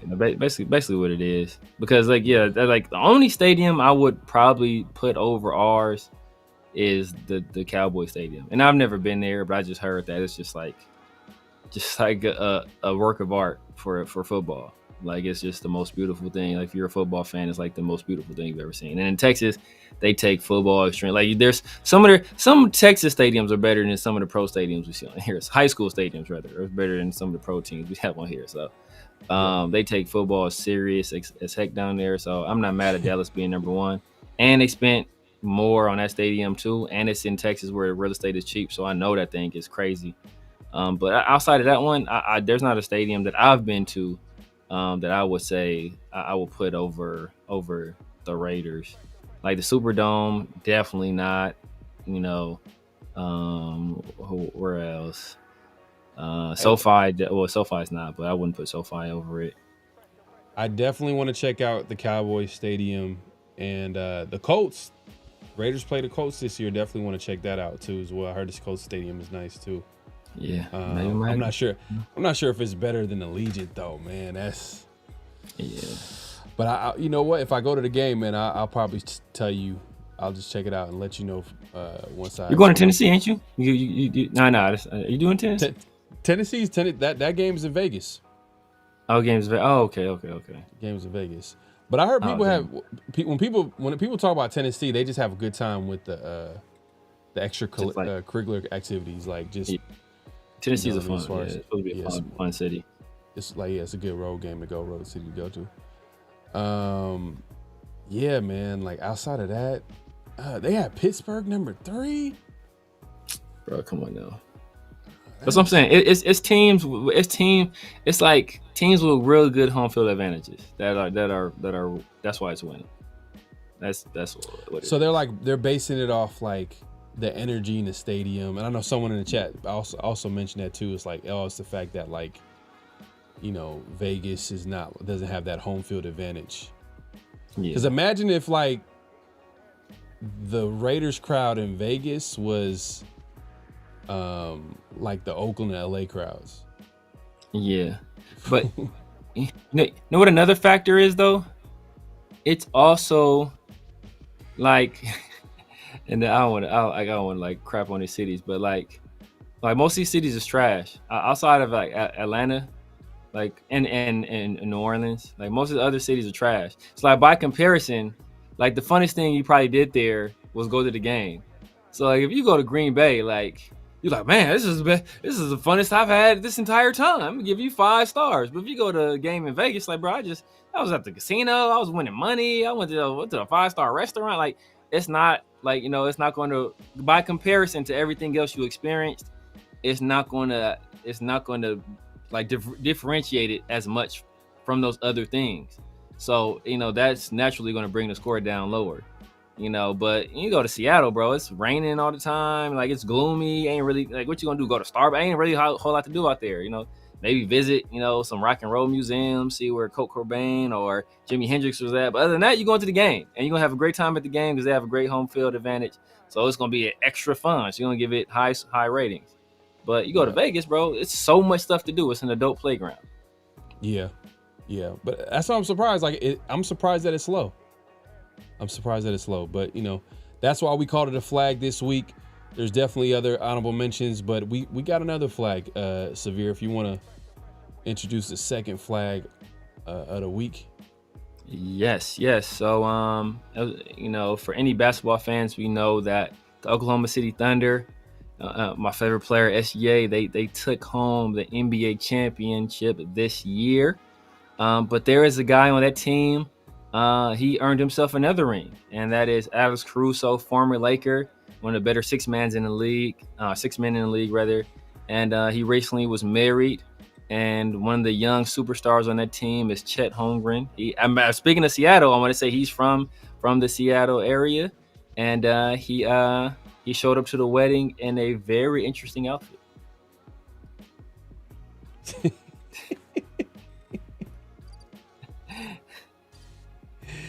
Man, what was he thinking, man? Bro.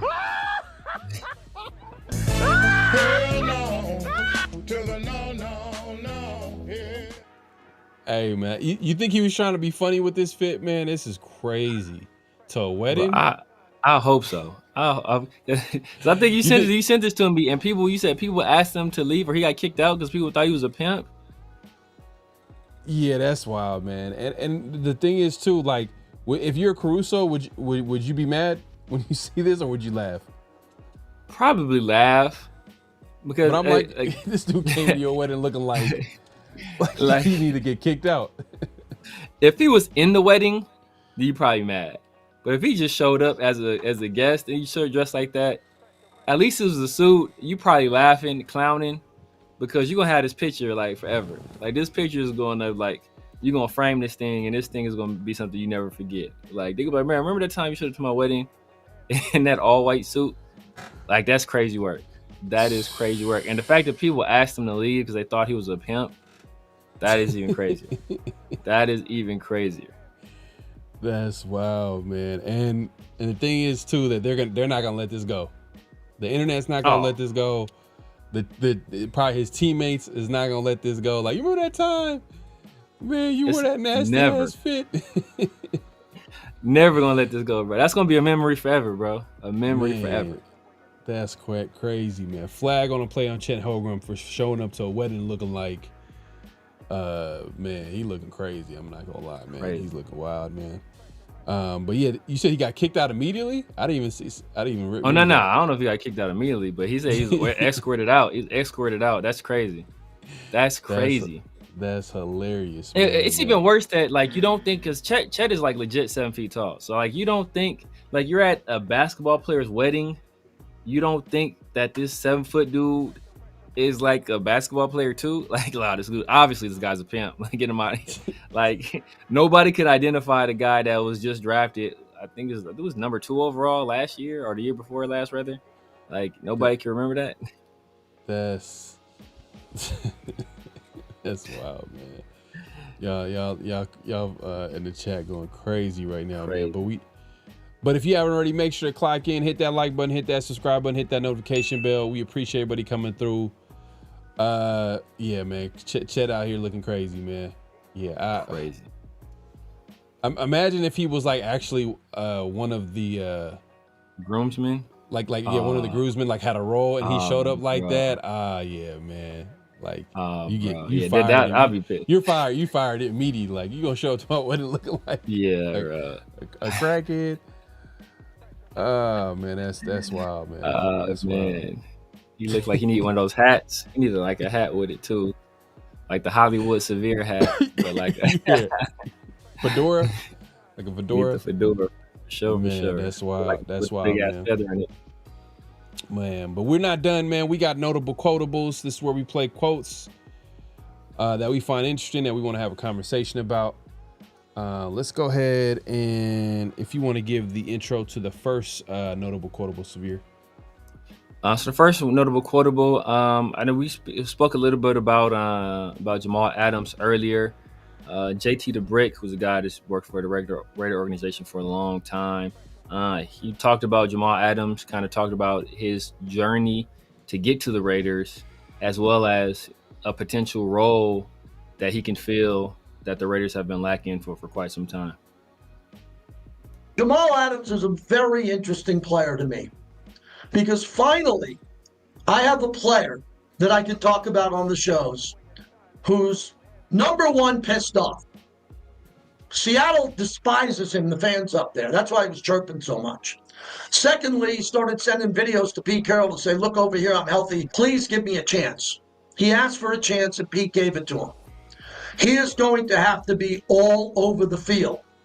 And would you admit, he's got to guard Travis Kelce?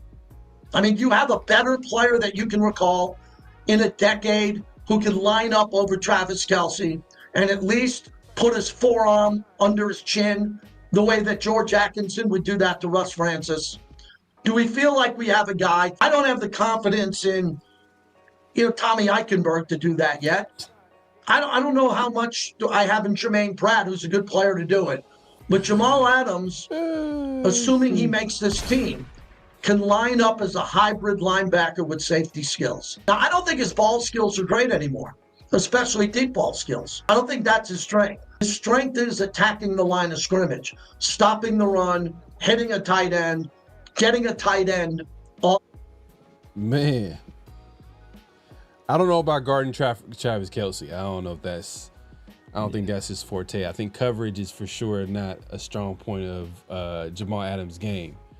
But when you put him at linebacker, you put him closer in line of scrimmage, you'll be able to basically take advantage of his biggest strengths, and that's his ability to tackle, his instincts, his ability to get after the quarterback, blitz. Man, I like it. But if you're asking him to cover Travis Kelce or tight ends and stuff like that, I don't think that would be a good role for him. Maybe a running back out the backfield, maybe that's fine. But an actual good receiving tight end, no. And Kelce, he's past his prime, but replace Kelce with another tight end. You know what I mean? Another talented tight end. There's guys around the league. I wouldn't want Adams to go one-on-one with a good tight end. That being said, I like what I seen that first preseason game. I'm not gonna lie, he was the best linebacker from what I can see. That was out there. He had a good game, but there's still some time to figure out. I think from the outside, from when I first heard that Jamal Adams was gonna play that linebacker spot, I didn't envision him to start. And I still kind of don't. Just because of the health and that I don't know about his size. I don't know if he's going to hold up. But I like him in certain specific packages. You give him a role on his defense. I could see that. Patrick Graham, he created a role for players like that. I remember with the Giants, was it Peppers? Jabril Peppers, yeah. Jabril Peppers, maybe he could do the same thing with a Jamal Adams. I don't know. I don't. Can you? I know we talked about this earlier, but can you really see him be a starter on his defense, with his size? I can envision him being a starter. I definitely, especially in sub packages. I can see him starting at linebacker. Yeah, I can see him being a starter, especially sub packages. Let's say, because I know already we've been kind of going with Jeremy Chin as the big nickel, and playing in the slot. But if you're thinking about, maybe you don't know if the team is in a run look or a pass look, you can keep a guy like Jamal Adams out there, even though he's technically at linebacker. Instead of putting Chin in the slot, you put him in the slot, and I think that's one way for him to start. Or he can just outright take Devin White's spot. we don't want to make too many judgments and too many assessment or base too many of our assessments on this very first preseason game. But Jamal Adams was by far the best player we had on defense. And if he continues that, and if he's showing that in practice, and he does that continually in these other preseason games, I definitely can see him, snatching the starting spot from Devin White. Especially like Devin White's tackling woes is something that's been an issue for him his entire career, and they reared their ugly heads this week 1 game. So that stuff like that'll leave a little bit of space for Jamal Adams to push him out of the way and find himself in the starting lineup, as well as his relationship and trust with Pete Carroll, who was willing to take a chance on him. I think Landon Roberts is basically a lock for one of those linebacker spots, but the other one, I think it's an open competition. Yeah, man, and I was just thinking about like some of the guys that kind of like balled out, like watching the game over again. Like Dylan Lobby was a guy that kind of stood out. I'm like, oh, okay, he's over here making plays that we didn't see him do last year, even in the preseason, especially with the type of like offseason that we heard that he had and the type of role that he was projected possibly to have in OTAs and training camp. Feel like he stood out a little bit. We didn't talk about Laki Tassi. He kind of flashed a little bit for a guy that never played football and like just was out there just, I don't want to say winging it, but like just figuring it out.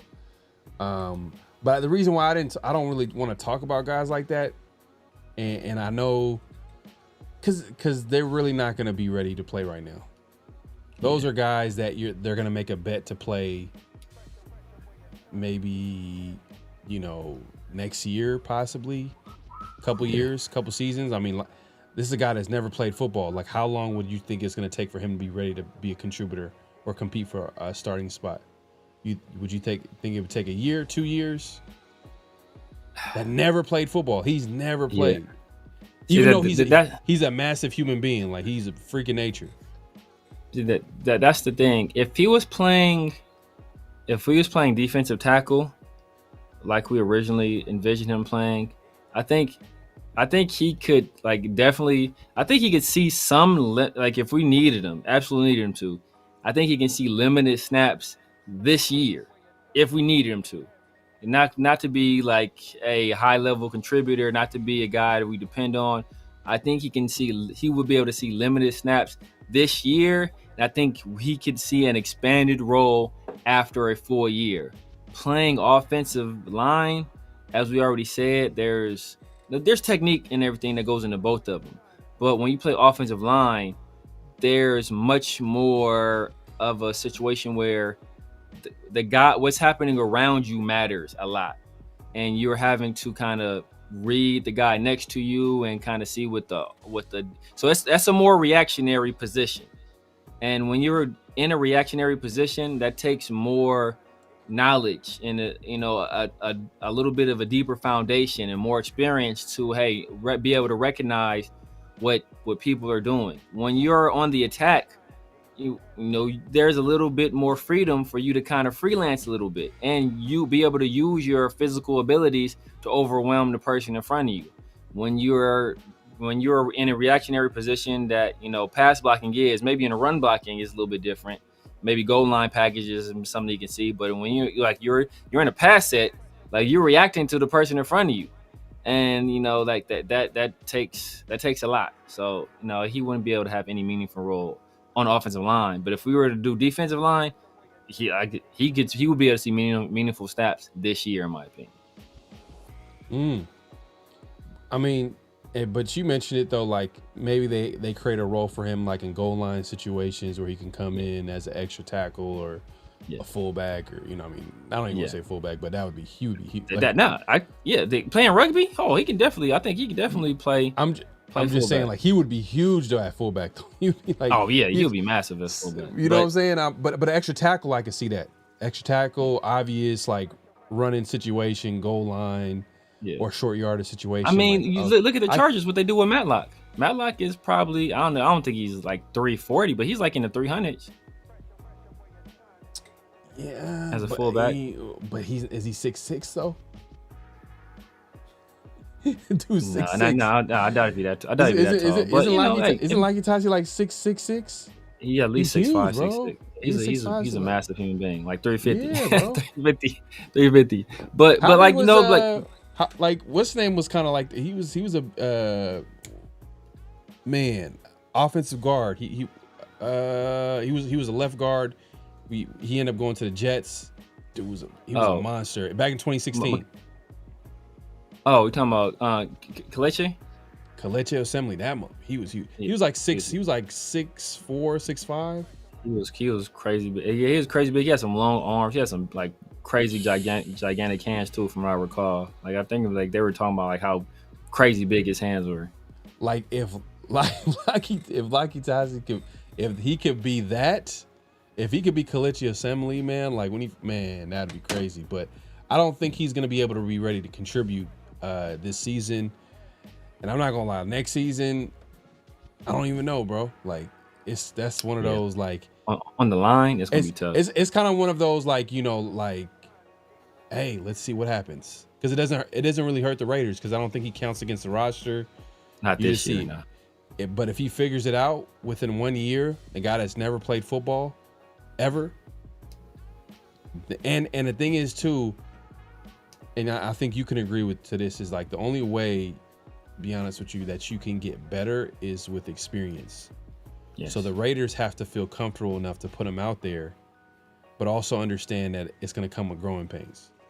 Yeah. You see what I'm saying? So we'll see, man. It's a nice little possible project, and it's not going to count against the roster, so it's a good situation for the Raiders. That being said, we got another notable quotable. Severe, man, what's the next quote? So the next quote, it's a little bit of a long, it's more of a soliloquy than a quote, but this comes from Pete Carroll. We talked about early in the offseason how Pete Carroll, he was teaching a class at SC, and he was asked a question about how his leadership style differentiates from some of the other great coaches of all time, and he kind of really went in depth into like his process. And I think it's really interesting, and maybe give us a little bit of insight on who he is at a deeper level. All right, let me go ahead and play this. Yes. I was wondering if you could compare and contrast sort of your philosophy and style of coaching with the other most successful coaches like Belichick, we've talked about. Good. Yeah, that's really good. Other sports like Popovich, Phil Jackson, etc. Yeah. Well, you mentioned a whole array of guys, and they're all different, okay? Let's go to Belichick, okay? Okay, let's just start off with this one. That back in the day, you can picture what it's like when an army brings in a bunch of grunts for the first day, and they show up on the scene, and all the civilian guys, and they get off the bus, and they what do they do to them? What happens to those guys? The first thing, the people start yelling at them, right? They start yelling at them, and they start berating them immediately, and they get their clothes off. They put them in all the same clothes. Do they cut their hair? Yes. Shave their hair, make them all look exactly the same, and just rip their ass until they just break them down, and the guys just said, okay, I give up. Whatever you want me to do. That's the extreme illustration of authoritarian, coercive way of teaching and leading a group. It's the most famous, the most successful way in history. It's the one that people understand the best. You beat people down, make them scared, just do what I tell you, don't do anything else, don't take any chances, just do what I tell you to do, and then that leader can count on what you can do. Okay, that to me, that's the extreme authoritarian way of teaching. That ain't the way we teach, okay? It's also not the way that special forces units are taught. They're taught, now they beat the hell out of those guys. We relate a lot to the process that those guys go through. They beat the hell out of those guys so they'll learn to persevere, and they can hang through anything. There's nothing that they can't withstand. But they also teach them to think. They teach them to respond to the training that they encounter during the time they're there, so that when it comes time to function, they can't just do only what the guy tells them to do, but they can think for themselves, they can react on their feet, they can respond, and if they're really gifted, they can make great choices and great decisions to do things that one guy could never accomplish otherwise. In special forces, they do just 7 or 8, 9 guys. And they'll take on hundreds of guys, and they can whip their ass because they know how to function together and work together. And they outthink, they outsmart, they outreact. That's the end of the spectrum that we're trying to teach on and coach on. We're at the other end of it. We're trying to celebrate the individual with extraordinary commitment to practice. Practice is everything to us. We work our guys' ass off. They work hard, they work fast, they compete, they battle every day, but they're having a good time doing it because they know that we're supporting and celebrating who they are and empowering them to find their very best. That's the other end of the spectrum. Does that make sense? Popovich is in the middle somewhere, okay? And who's the other one you asked? Phil Jackson. Phil Jackson's kind of more, we're kind of over here, me and Phil, kind of over here a little bit more, And then Bobby Knight's way the hell down here.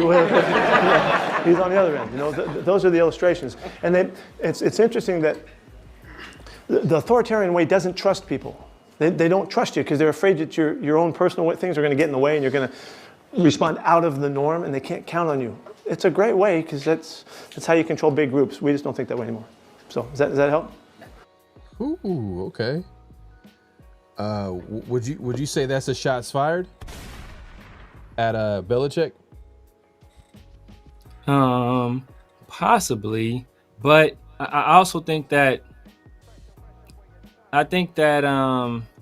people don't give Belichick enough credit for his ability to trust people and put people in the proper positions. Like we all know about the Patriot way, but inside of that, there were other things, that kind of went on, and that was a system like they had in place where baseline, this is how you function, but outside of that, like he produced some extremely intelligent football players. Came from that system. Like Tom Brady, Richard Seymour, Mike Vrabel. What was the guy that's on TV? Teddy Bruschi. Like a lot of these guys are highly intelligent people, and they were very smart football players as well. So I think that we hear Patriot way and we think like it's militaristic, and at some point, how you practice and how you conduct yourself and, like the rigors, all that stuff, that's very militaristic. But I also think there was the other side where they did, hey, they allowed people to kind of make decisions and learn and adapt. And like that's part of it as well, But but Pete is totally different. He's definitely totally different. He comes from a different perspective. And it's funny that the way he broke down, Bill Belichick's coaching style, you can actually see it. But the way when I look at it from that perspective, it really helped that he had Tom Brady. Yeah. It really helped that your best player was the quarterback, and you had a quarterback for you to enforce that style of coaching. Yeah. Because I'm not sure if that type of coaching would work in today's NFL. Because it's going to be interesting to see what he does at North Carolina. That's kind of a random situation, to be honest with you. Yeah. Because college is all about recruiting, and I don't know what is it going to look like with Bill Belichick coaching over there at age. He's in the 70s, right? I believe he's in the 70s. Yeah, he's in the 70s too. Yeah, that's why. It's a rant. Yeah, he is in the 70s. I think that the thing about Tom Brady is that it worked because, and we can say this with same thing with Greg Popovich. He said, Popovich is kind of in the middle. There are people that would beg to differ and say Popovich was like closer to the Bill Belichick extreme. But when you have a guy like Tom Brady, who is the hardest worker on your team, and he is the leader, that kind of sets the tempo and sets the tone. I think about Steven Jackson, right? Like, he's talking about his podcast. We all kind of know Steven Jackson. He's a hothead, and we hear about him like getting into arguments and fighting and getting in trouble with the league, all that stuff. But you never heard about any of that stuff when he was with the Spurs, right? He was a model citizen.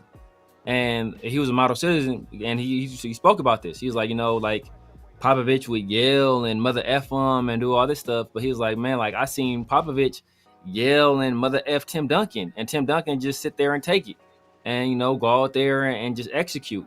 He's like, bro, if Tim Duncan can be talked to like this and sit there and take it, like, who am I to question what Popovich is saying?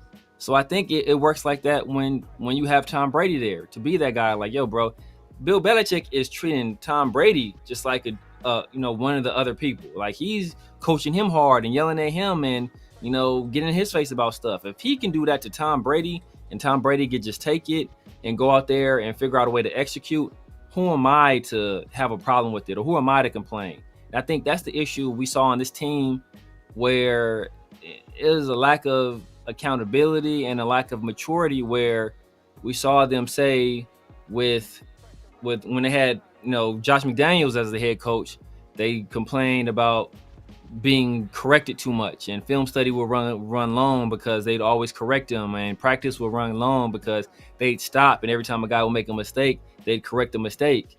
And they were holding guys to a high standard, and they didn't want guys to like bring their families and stuff to these things, to practices into the stadium. Like, you do that stuff outside of work. But then when the very next year, when Antonio Pierce was the coach, they complained about, oh, there's no accountability here, and people aren't being disciplined. So it's like when you don't have accountability or you lack maturity, you always find external factors to blame for your own personal failures. When you're a person that's accountable, you look at yourself and you start with yourself first and say, you know what, dang, I could have been doing this, or I should have been doing that. And that kind of manifests itself on the field, where we're an undisciplined football team when we don't execute on Sundays. And it's because instead of people looking at themselves and taking personal accountability, they're saying, oh, well, hey, it's this guy's fault, or it's that guy's fault over there. And, hopefully Pete Carroll, with him, kind of building these guys up and doing it through trust and giving these guys that confidence in self, and him showing them that, hey, you know what, I trust you and I trust your decisions you're going to make. Hopefully that leads to, hey, now people feel more accountable for their own actions, and that people taking that accountability for their own actions translates to the football field as well. I will say one thing I had took issue with is he's talking about, we got to practice. But one of the important parts of football is tackling, and they ain't practice tackling. So I was one that was like, bro, don't talk about you need to work on these things. Well, you ain't practicing tackling. Like, take a pause right there. But everything else, I think it's a proven method. He's had success basically everywhere he's went with it. Yeah. Nah. Hey, man, he's an all-time great coach, man. He's done it in college, done it in the pros, and it's worked. And he's super positive. You can tell. It feels like the players are responding well to him. The players talk about, like, man, the players that just got on the team talking about, like, man, like Pete, you could just feel like how much he encourages you and he's on your side and yada yada. But we'll see how it works out. But if you look at history, it has worked for him. Now, that being said, the guy originally asked questions about 3 different coaches. He talked about Popovich, Phil Jackson, and Bill Belichick. I feel like Phil is like in his own category, because what made Phil so great, he combined his system with his ability to manage so much players and personalities. Like, I don't think no one's done it better than him. Yeah. No one's done it better than Phil Jackson. I mean, like, from like, you look at those Bulls teams, Scottie Pippen, who, had his own things. You got Michael Jordan, obviously he's the number one guy. Then you got like Dennis Rodman, and you got all these personalities. The fact that he was able to manage these guys and talk to these guys in different ways and understand who they were and kind of push the right buttons. And he did play a lot of mind games too. He would say things in the media and stuff like that. And then you fast forward, you go to the Laker teams, Kobe, Shaq. Yeah. He's a one-on-one, and he won like 11. And the thing is, now as time goes on, you understand how great of a coach he was. Yeah. Because how many super teams did we see that didn't work out? And you can say like, oh, well, they weren't as good as Kobe and Shaq. They weren't Michael Jordan. But like, I mean, Kevin Durant was on some of these super teams. You know what I mean? Like, if we're keeping it real. I mean, that Bulls team was a super team, man. Like him, people forget. Like people will downplay Scottie Pippen. The year Jordan left, like Scottie Pippen was an MVP candidate. I think the Bulls were like the second or third in the East. Like Scottie Pippen was legit a G. Like he was a baller. People don't want to give Scottie his due. Like Scottie was and he did it on both ends of the floor. So and the fact that he had to manage those two guys. Like he had to manage those two personalities. So I think like Phil was able to do that, and then still bringing guys like Dennis Rodman to the fold, and like manage all these different personalities. I think he was like as you said, like that's the part where a lot of people fail. It's not necessarily the X's and O's, but it's the managing the personalities and like getting that stuff to translate onto the floor. Like that's a huge part of it. And there's not a lot of time that gets spent on that aspect of it anymore. I don't believe so. So like as you said, Phil was kind of revolutionary with that. Yeah, he said. Cool Kev says when Phil got to the Knicks, he was a bum. I mean, how old was Phil, bro? Like he was like probably in his 70s. He was old, man. He could barely. Phil could barely travel, and I remember going to the Laker game when they played the Warriors. I remember they had like a special seat designed for him. Yeah. Like he didn't sit like in a regular. Like he was like elevated. It's elevated. I don't know if it's back over his knee, but it was something like that. But he wasn't with the Knicks. He wasn't coach. He was an executive. Kurt Rambis was the coach. So you can blame him for that, making it higher. But he wasn't the coach. He was Kurt Rambis. Did he not? He didn't coach for the Knicks. I don't believe he coached at all. I think he went there. The Knicks. He went there as like an executive, like team president or something like that. Okay. So I don't think he coached at all. See, when you do that, then that's kind of like, that's tough. But yeah, man, Phil's definitely in a whole category within itself. But that being said, if you haven't already, make sure to clock in, hit that like button, hit that subscribe button, hit that notification bell. We're going live on both our channels. So if you're first time viewing, make sure to subscribe to both. Hit that like button. Also hit the notification for new content. Let's move it along, man. Let's get to what's real, what's not. Severe, man, if you want to lead the way on the first what's real, what's not statement. Yes, sir. What's real, what's not. So statement number one, we all saw the preseason. We all saw the first half, especially that first quarter, and Aidan O'Connell struggled mightily. And then, second half, Cam Miller came in there and he was cooking. And we've heard some of the rumblings that Cam Miller, we've been hearing this since early on in the process. We've talked about this previously. Cam Miller was like a handpicked guy from Tom Brady. He's one of the people he identified that he wanted on this team. So what's real, what's not, Aidan O'Connell will be traded before the deadline. Aidan O'Connell will be traded before the deadline. Is that real or is it not? Let us know in the chat. Time out. I gotta address something in the chat real quick, bro. The bubble champ was the most difficult championship anybody's ever won, bro. People like it's so dumb. People try to discount that championship. It's like it was like everybody was in the bubble, so it was like that. Yeah, everybody said it was the toughest basketball environment they've ever been in. There's no home court advantage, so it was tougher. So since it was harder to play in, you discredit the team that won it. Like that's dumb. That's stupid. Like that's a dumb way of thinking. I feel like it was hard for a lot of players because they were away from their family. Like they're away from like that's the mental aspect of it. But as far as there's no home court advantage. And the Lakers would have had home court advantage. But I'm sorry, I can't compare it to an actual championship where there's like 20,000 screaming fans. It was harder.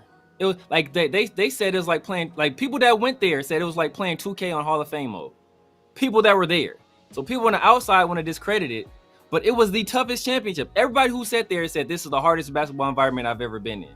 So the team that won in the toughest environment, you say it doesn't count because it was tough? Like that's dumb. That's objectively dumb. I don't know, man. I can't say that like if anything, it's extra credit. Like if you're on the road in a championship game, people screaming and like wanting you to miss the shot, saying all types of crazy stuff. Exactly. Tough environment. You're playing a tough team, tough defense, whatever the case may be. You're saying that that was. This is the most even. That was. This is the most most harder even. with no this fans. Is the most even. This is the most even it's ever been. There's no fans for you, no fans for them. It's the most even. Everybody's staying in the same place, in the same facility.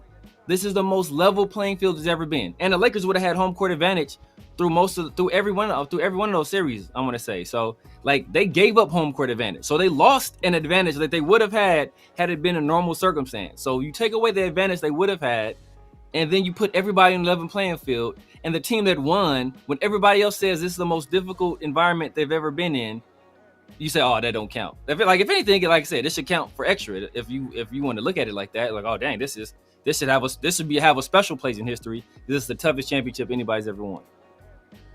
I mean, they won the championship at 24 Hour Fitness, man. That's in my book now. I'm playing. Now, hey, you know what? Like, I'm not really tripping off it, but like I don't know. It's just a weird championship, to be honest with you. And you know what, too? To be honest with you, like when you win one, it's like, oh, okay, you had a good year. Like, oh, okay. But if you win 2 or 3, that's when you kind of go down in history. Like, oh, okay, you were actually a great team. Yeah. You know what I mean? And if you look at some of those teams, like you think about the Lakers, the Warriors, I'll put the Spurs in the category, even though their championships kind of came like every other year, every other 2 years.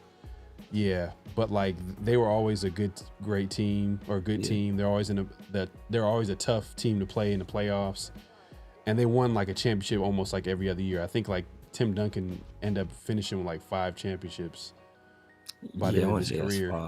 Is it 5? 4 or 5. 4 or 5. Maybe it's 5. Yeah. But the thing about and the issue with that thing is that, you know, you could blame this on Genie or you could blame this on Rob Pelinka, is that like the very next year the Lakers, like, they blew that team up. So like they had the team, they won the championship, and then instead of like bringing back that same team that won it, they blew the team up, and that was crazy. Yeah, so and like that's like, if fans of other teams will say that, or people that don't like LeBron, like, you know, like you'll peep that like people who don't like LeBron or people that are like Jordan Glazers, they'll try to discredit that championship. But, you know, like I said, everybody that was there said it was the most difficult environment. So since it was harder for everybody, like they want to criticize LeBron. It's dumb. It's dumb.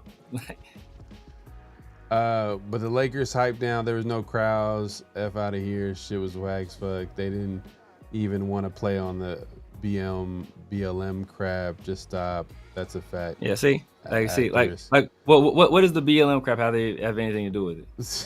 I guess, like, see, like, it's not, like, people bring up nonsense, like stupid stuff, like ridiculous. This is bring up ridiculous stuff.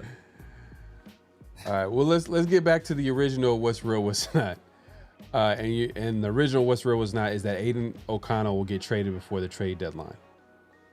Aidan O'Connell will get traded before the trade deadline, which is in October, or is it November? Yes, I think it's week. Oh, I think they changed it. It used to be week 4. Now I think it's week 6. I think week 6. Oh damn! I think it's week 6. I believe. Okay. So put it that way. Nah, I'm gonna say that's not real. I'm gonna say that's not real. I'm gonna say it's not real. And the reason why I say it's not real is just like Cam Miller is a 6th round pick. I think everybody is excited, which, you know, he played well in that first preseason game, but he is going against like 3rd stringers, and then there you gotta like factor in like he is coming from like you know, the level of competition where he's coming from. There is like a learning curve or developmental factor for him. AOC has played in like bigger games too as well. He has starter experience. I feel like that just, if you mix that all in together, that's a perfect backup QB that you can have. Like, if whatever, you know, we don't want Geno to get hurt, but let's say if he has to miss a game, you know, AOC can at least play one game.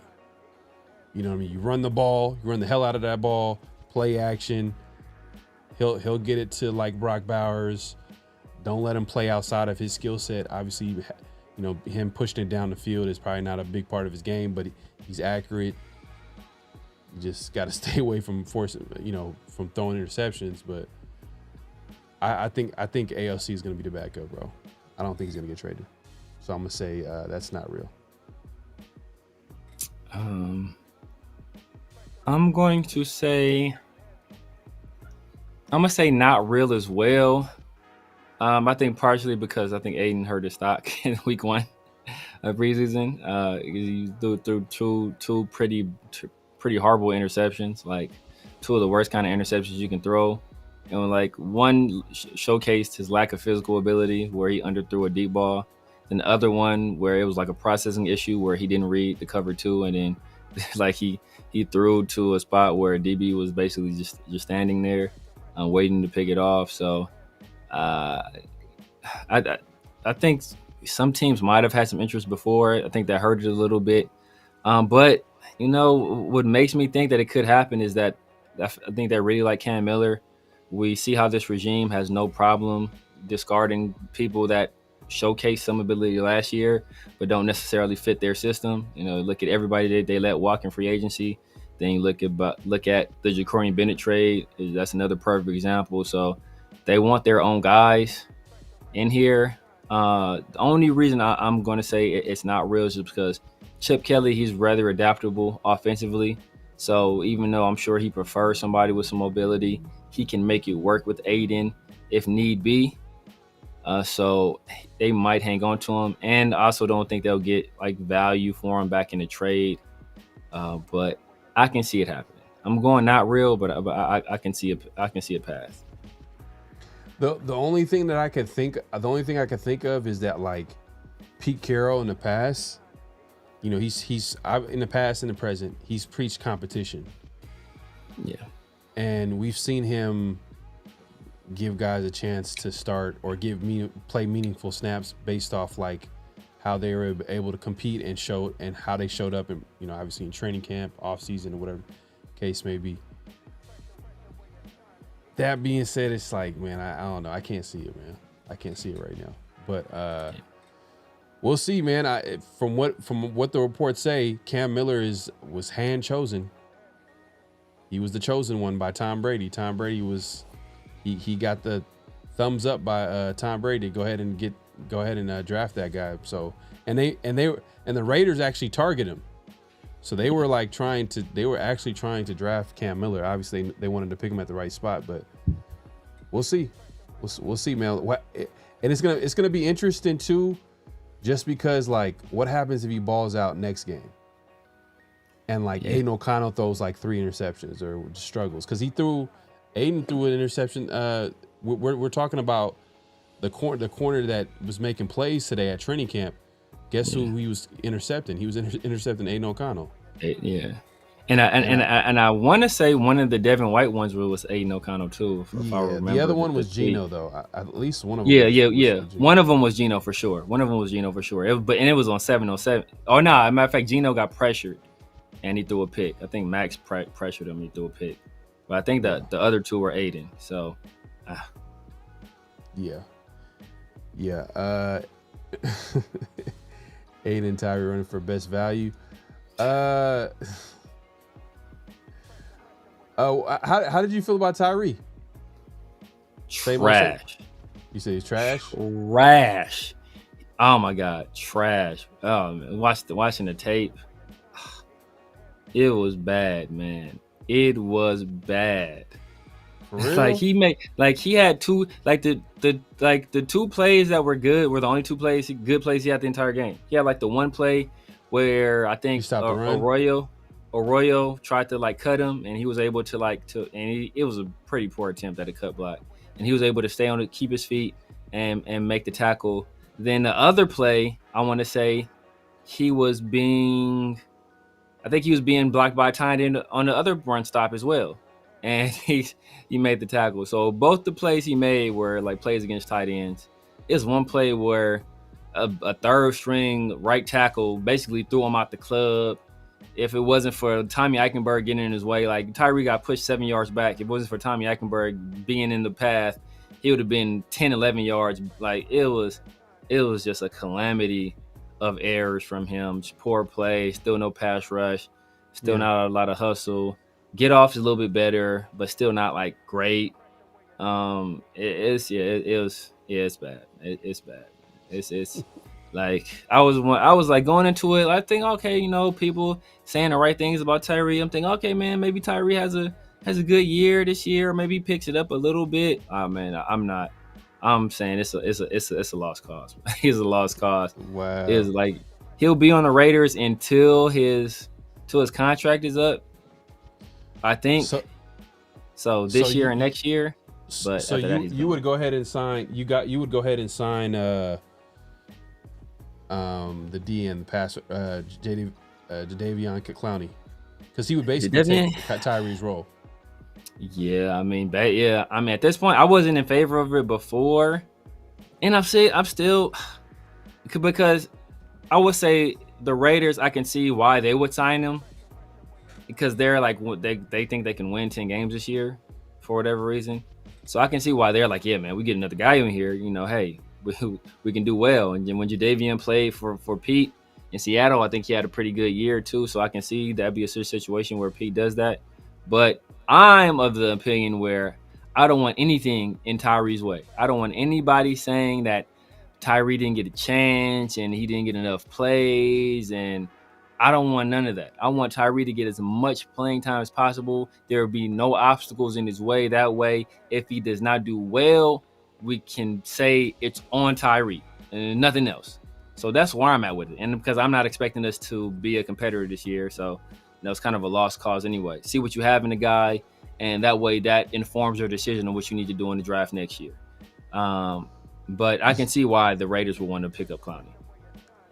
You see why I made that statement last week saying that the Raiders defense is going to be terrible, or it's going to be trash this season. It's because it's just too many question marks. Now, could it be good? It's possible, but it's just like when it's that many question marks, like, and not enough like answers outside of like Max Crosby, I'm like, man. And then like at least like that defensive line, I was like, all right, if we D line could come together, we get some pressure, make the job easier for the back end, secondary. You know what I mean? But now the defensive line is kind of like, man, some young players are gonna have to figure out if they're gonna be able to contribute early. Now at this point, you're dependent on what 4th rounders, 3rd rounders. It's just like Hemingway, is he going to be consistent enough to depend on? Is he going to play the inside, or is he going to play on at the end? And then you got who else? You got Pegues, JJ Pegues. JJ Pegues actually, he looked pretty good. Tucker Hemingway looked pretty good too. How you feel about the guy pick up Thomas Booker? What'd you think of him? He was solid, hit or miss. He has a good get off, great hustle. Some plays where he didn't put good film out there, but other plays he looked good. So I think for his role, like he's a first, second down guy, not a lot of pass rush. I'm not mad at that pickup. You know where they placed? You know where he was getting snaps at? Nose tackle. That's I can see that because he's a run stopper. He's like not a whole lot of pass rush. But he's kind of replacing Leaky for too. And on top of that too, like that's kind of what the Raiders need. Because who was a nose tackle in the past? Like guys like John Jenkins, you know what I mean? Who literally was like signing like 1-year deals because we didn't have an answer at that spot outside of him. So if he's able to, if we got someone that can stop the run, but then who's going to be able to get after the pass? Now we're depending on like what the Adam Butlers of the world. Probably he's going to have to like step up. He's going to take his game to another level. And then, you said Jonah Lalu is another guy I like too as well. Like who's right now is a projected starter, but we'll see. Yeah, we'll see. All right, well let's go to the next flag on the play. Next, what's real, what's not? Oh yeah, not what's real, what's not. My bad. Zamir White will replace Mostert as a running back number 2. Zamir White will replace Mostert as running back 2. Is that real or is it not? Let us know in the chat. Night crew in the building, man. Let us know in the chat. Is it real or not that Zamir White will replace Mostert as a running back number 2? What's your take on this? Sure. I think he will, man.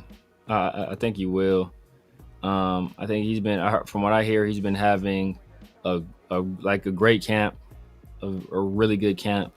And when there are other running backs that are taking snaps with the ones outside of Genty, it's usually Zamir. I think he got. I don't remember the game. I think he got first look after Genty, in terms of rushing the ball. Don't quote me on that. In the preseason game, I believe that's what I remember seeing though. But just from everything I've been hearing about what he's been doing in camp, I think he's a guy. I think he'll be behind Genty.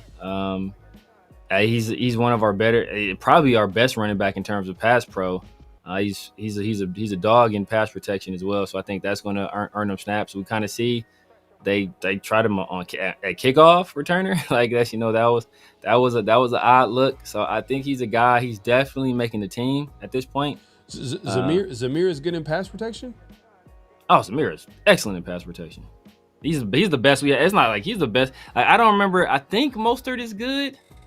I've never seen him in that role. Like I gotta think, because I haven't, like, the thing about Zamir White, like we haven't really seen too much of him, like, at all. Like, yeah, because he's had injuries. Yeah, and then sometimes his roles, a lot of his sometimes role will come in like at first, second down. Usually, who would have that third down roles like the Amir Abdullahs, and then like. Before that, it was somebody else. He was like a McDaniels scholarship guy. Yeah, Brandon Bolden. Was it Brandon Bolden? Brandon Bolden. So it's kind of like I never seen like Zamir White have that role like on third down. Doesn't mean that he was never in a situation where he had to pass protect. But okay. No, Zamir. I don't know. Zamir is a dog. Zamir is just like one of those like I don't know, man. Yeah, I don't know. He's not a natural runner. He's not a natural runner. Like, to me, like he's not like a guy that like he has the physical tools, but he's just, I'm gonna run 100 miles straight into the wall. I don't know. Like he reminded me a little bit of Justin Fargas a little bit in that way, where he just runs straight. I think I think that's a misconception people have. I've seen, because I can pull up plays and show you like, oh, he finds a hole right here. I can pull up plays where he's made guys miss in the backfield, and he's gained yardage. Like, I can pull up all that stuff. I think people came in with preconceived notions on what they thought Zamir was. And then they kind of overcorrected, and I'm one of them. I didn't think he was as bad as other people was, but I didn't have a whole lot of high expectations for him. Then he had what he did down the stretch of 2023. He kind of overcorrected where, hey, man, he can be a starter in the league. And I think that last year, like he had such a bad year, and a lot of that had to do with offensive line play. And now, the same people that want to hold Zamir White accountable for what he did last year want to make excuses for Genty for what he did preseason week 1, where it's generally a lot of the same symptoms, where if there's not a hole there, there's not a hole there. Well, and then who's better? When we started, who's better? Genty's better. But that proves my point even further. It was that, like Genty couldn't make something out of nothing. So I'm not expecting Zamir to make something out of nothing. And we weren't able to start running. But he only had 3 carries though. Yeah, but I'm saying, just extrapolate that. If there's no hole there, like a generational running back couldn't do anything when the offensive line wasn't blocking for him. So if you can't expect the same thing out of Zamir White. But we didn't start running well. You're using 3 carries though. You're using 3 carries to decide to prove your point. But in reality, is that like there's a bigger sample size with Zamir White. But But it only takes one play to say, like, if you guys aren't blocking, if you're not blocking for the guy, like I don't need to see a whole lot of plays to say if you're not blocking, there's no lane for you to run through, then you're not going to be able to get very far. Like it's not going to take like a whole, like, let me look at 500 carries. Like if there's no lanes there, you're not going to be able to run the ball. And you see, we couldn't run the ball last year until Colton Miller got healthy, until JPJ was at center and Meredith was at guard. Once we got that combination on the line of scrimmage and they got a few games under their belt, all of a sudden Sincere and Amir Abdullah, who were afterthoughts the entire year, all of a sudden they're productive in the run game. And, you know, obviously Norv Turner and Scott Turner taking over the play calling. But once all that happened, then we started being able to run the ball. But it took all of that to happen before we can run the ball. So like your play caller and what your line is doing is very important to the run game. You definitely have to run more than 3 times in order to like at least establish a run game. You can't run 3 times and be like, oh, we have a run game. Like you got to establish a run game, and sometimes it's gonna take more than 3 times because you just said that. All I had to see was you're missing the point. You're taking what I said and you're turning to something else. I'm not saying we don't have a run game. My point is that if people aren't in front of you, aren't blocking, then you're not going to have success on the run play. Like I only have to see that one time. Like if I see somebody like shoot a weird ass jump shot, I don't have to see them shoot it 50 times for me to say like, yo, bro, you're not going to have success as a shooter shooting like that. Like, it only takes one time for me to see that. Like, I only have to see if the people in front of you aren't opening up running lanes, you're not going to be able to run the ball. Like, I only need to see that one time for me to say, like, okay, people in front of you have to block for you to have success running the ball. Now, obviously, the back has to do their part as well, but we weren't good at run blocking last year. But we weren't good at run blocking this last game. But you're see what you're saying is that you only need to see it one time, but in order to establish a run game, sometimes you have to rush. Like you're missing You're saying the guy. You're saying it takes only one time to see the guys in front of you, or the guys that are blocking can't block, or they can't. No, that's not what. See, look, that's why I said. Listen. It only takes one time for me to say, if the guys in front of you don't block for you, then you aren't going to be able to run the ball. I'm not saying that the guys in front of you can't block. All I have to see is one play to say that they can't block. I'm not saying that the running back behind them can't run. You can't establish that on one play, but it only takes one time for you to see that if the guys in front of you don't block, you aren't going to be able to run the ball.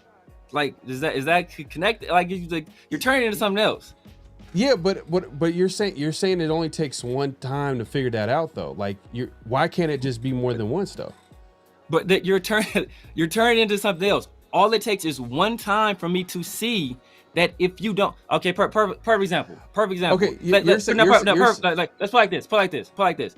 Let's say we completely remove the offensive line from a quarterback, right? And we say, okay, you have to throw the ball in this situation, but you have no offensive line blocking for you. Like, how many times do you have to see that happen for you to say, you know what, you should have people in front of you blocking? Like, you don't need to see that a bunch of times. You say, oh, damn, well, this is not going to work if nobody's blocking for this guy. It only takes one time. That's not to say that, you don't need a big sample size. So I'm not saying that the guys in front of him can't block. I'm not saying that he is the best runner. I'm just saying that if the guys in front of you don't block, you aren't going to have success as a runner. Only need to see that once to establish that. To say, okay, damn, you need blocking in front of you to run the ball. Like, I only need to see that one time. Yeah. Okay. If when you say it like that, of course, yeah. Like you need, that's what I was saying. But that's my point. But why'd you even have to say that though? To say that like, oh, I need to see. All I need to see that no, if you don't get blocking, then it's not going to work. We all understand that. That's like a given though. Exactly my point. So that's why Zamir White didn't. That's a big reason why he didn't work last year. Now, obviously, Zamir White is nowhere near Genty. But last year, the run blocking was poor last year. We all know that. The run blocking was poor this first preseason game. We all understand that. That's why Zamir White was bad last year. Genty, obviously, we didn't have, a bigger sample size, but he wasn't good in those 3 carries mainly because of the offensive line. It wasn't because Genty is not a good back. It was because he didn't have good blocking in front of him. So we only needed to see that, dang, if you don't block for this generational talent, You're not going to be able to take advantage, or people say is generational talent. You aren't going to be able to take advantage of his talents. So if a guy that good can't make something out of nothing with bad blocking, I don't expect Zamir White, who's a worse player, to be able to make something out of nothing. I hear what you're saying, man, but I don't think Zamir is that good of a player though. I don't think he's I don't think he's that. I'm not comparing him to Gentine. I'm not saying that you are, but I still don't feel like I still don't feel like Zamir is that good of a player, even with good blocking. Can he be serviceable in a limited role? Possibly. The only time we've seen that stretch that he had at the end of the season, ending in like what that 22-23 season, at the end of that season where he kind of came in for Josh, and he played well, which kind of gave a little bit of optimism to what he can do the next season. But when he had an extended role, he wasn't able to capitalize off that. Well, he had an extended role that year. I don't know. Look, when I see Sincere McCormick come in, pretty much the same circumstances. He's playing with the same guys. No, he was not. That's the thing. He wasn't playing with the same guys. Oh my God! Sincere he was not playing McCormick with the same. He wasn't playing with the same guys. So who's a better running back? Sincere McCormick or Zamir? Zamir White. Nah, I don't agree.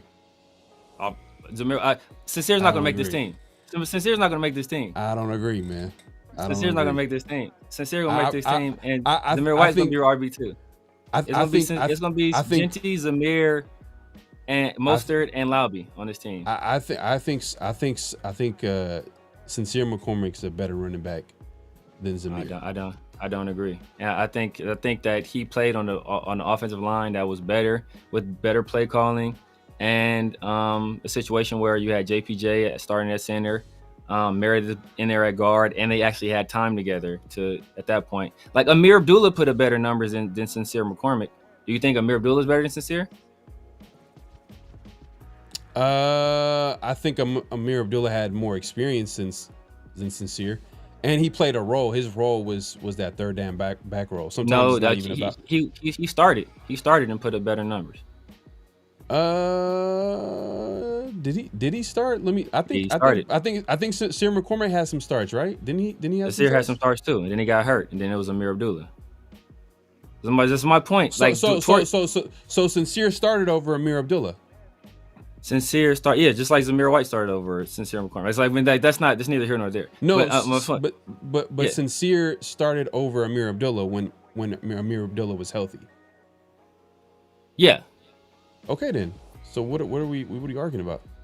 But since Zamir White started over Sincere McCormick, so what are we arguing? That's not a judge of who's better. Zamir White was drafted in the 4th round. Sincere McCormick was he an undrafted free agent? So there's a little bit of I think there's a little bit of okay, they invested this much into this guy. They want to figure out if this guy can be the answer because they drafted him in the 4th round compared to a guy that's undrafted. That doesn't matter. It does matter to some people. It does matter though. It does matter. Sometimes where a player is drafted affects how much they play. But or the opportunity they get. First of all, neither Tom Telesco nor Antonio Pierce drafted Zamir White. So they had no attachment to Zamir White at all. Neither did Luke Getsy. Nobody had any attachment to Zamir White at that point. And not like he was like a super high pick. He was like you said, a 3rd round pick. So that's even more case for, hey, if there's a guy better than him, we can move off to this guy and go with this other guy, this cheaper guy. Obviously they felt Zamir was the better of the two. I still feel Zamir is the better of the two. Like I said, I don't think Zamir White is as good as he showed down the 2023 stretch when he led the league in rushing and yards per carry in those games he started. I think it's like 5-6 games. He's not that good, but he's not as bad as what he showed in the beginning of the year last year before he got hurt. So I think he's somewhere in between that. And I still think that somewhere in between that is better than Sincere McCormick. Yeah, but I do think that where someone is drafted factored into the opportunities that it gets, because sometimes you'll see like former first round picks get a lot of opportunity with other teams. They'll sign with other teams compared to a guy that's like undrafted or doesn't have as much, attention. You know what I mean? Based off where he was drafted. Like I feel like guys who get drafted in the first round, they get more opportunities. They get more looks because this is former first round pick, even though he didn't work out with this team. So I think where someone is drafted does matter. Doesn't mean first that round they picks have are to, different though. First round picks are different. I don't think. I mean, it's different for a first round pick. Pierce was on the coaching staff when Zamir was drafted to the team, so he was aware of who Zamir was. He's seen Zamir every day playing on like offense while he was a linebacker coach. He wasn't on the coaching staff. That was Gruden and them. I want to say that drafted Zamir. That was Dave Ziegler. Dave Ziegler and McDaniels drafted Zamir White, and they drafted a couple of D tackles. Oh yeah, it was Ziegler. It was Ziegler. Yeah, it was Ziegler. Yeah. Yeah, and they drafted your boy from UCLA. Brenton Brown. Yeah, Brenton Brown. He was trash, Brenton whatever. Brown, but I remember they drafted like two running backs that draft, and Brenton Brown was one of them. Did Sincere McCormick also get picked up as an undrafted free agent that year? He was UDFA. I don't know if he was that year or the next year. Yeah, but he was UDFA. But I don't remember if it was that year or next year. My point is that like guys who get drafted, I feel like they get more of an opportunity. They get more of a look than a guy that's undrafted. I feel like that's why like I respect the undrafted free agents. Like there's an uphill battle that they obviously got to prove that they can be on the roster, but they also have to, there's a politics part about it where they got to like, all right, they got to overcome that. They got to be able to be like, show that, hey, they're worth being on the roster, but also have to beat the guy in front of them. And then the guy in front of them, he's a guy was drafted in the 4th round, and like they're gonna give him every opportunity to succeed. Yeah, I don't know. I feel like Sincere McCormick is better when I see him run the football. Like when I've seen him get an opportunity come in, but Sincere not gonna make this team. Sincere not. It's gonna be Genty, Zamir, Mostert, and Lobby. Only way I can see Sincere making this team is if they say, you know what, we don't go with Mostert, but I don't really see that happening. I think Lobby sneaks in because of what he does on special teams. So I don't see Sincere making this team. And I think if he doesn't make the team, it's because of special teams. Yeah, but I mean, if he's the best runner, because it's not like he can't play. Not like he can't play special teams. I just think that Lobby plays it better. So and Zamir. But Lobby's a return man, right? Sincere McCormick, he's returned it, but like I don't think he has like.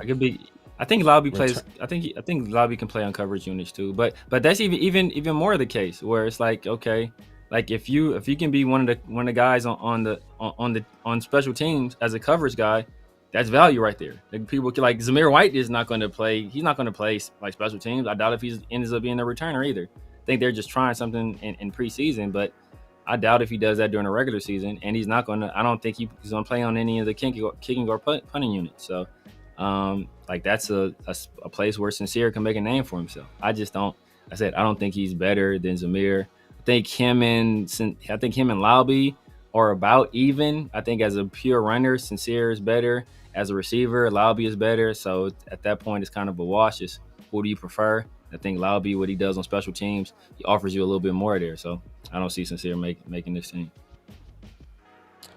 We'll see. Let's see. Peter Spytek might bring another running back off the wire. I doubt it. I don't see that.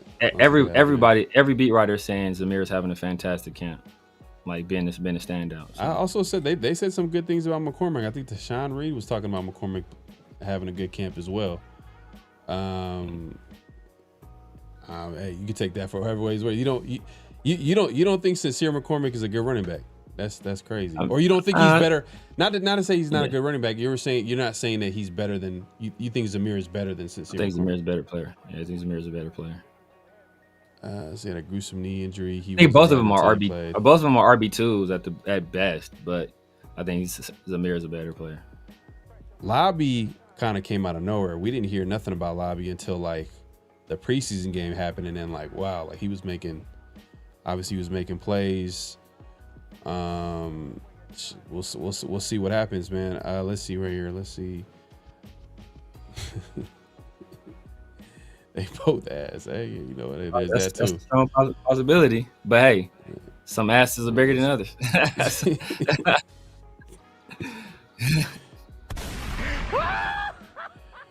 Hey, man, we appreciate everybody coming through. Make sure to clock in at this point, clock out, hit that like button, hit that subscribe button, hit that notification bell. Yeah, that's the one thing that I agree with. Sincere is injury prone. That's like the biggest thing with him. But then like Zamir too. Zamir too. Like I said, I don't want that to be like people. Oh, he's injury prone. Zamir got hurt He got hurt. I think he got hurt his first year, and he's like he didn't had two. He had two ACLs at Georgia. Like like he's like this spitting image of health.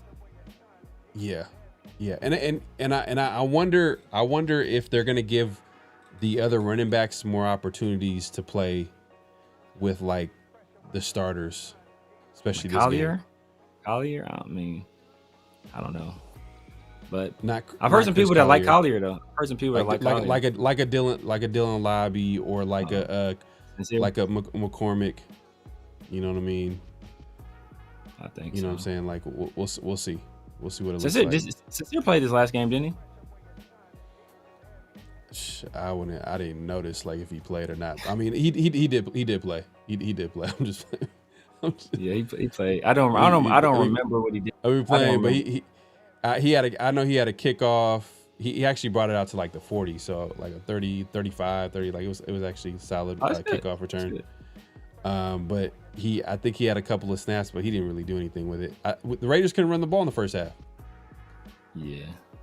Like, and I think for the most part he played in the first half. I don't know if he played in the second half. Second half was more Sincere. Nah. Zamir. Zamir. Oh yeah. Zamir. Oh no, I was talking about Sincere. I remember Zamir. I think Zamir only had. I think he only had one run. It's like one run for 1 yard or something like that. Like, Sincere played in the second half.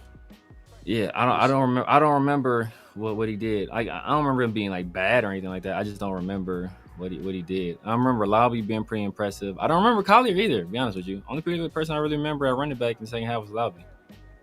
Yeah. Let me just let's see.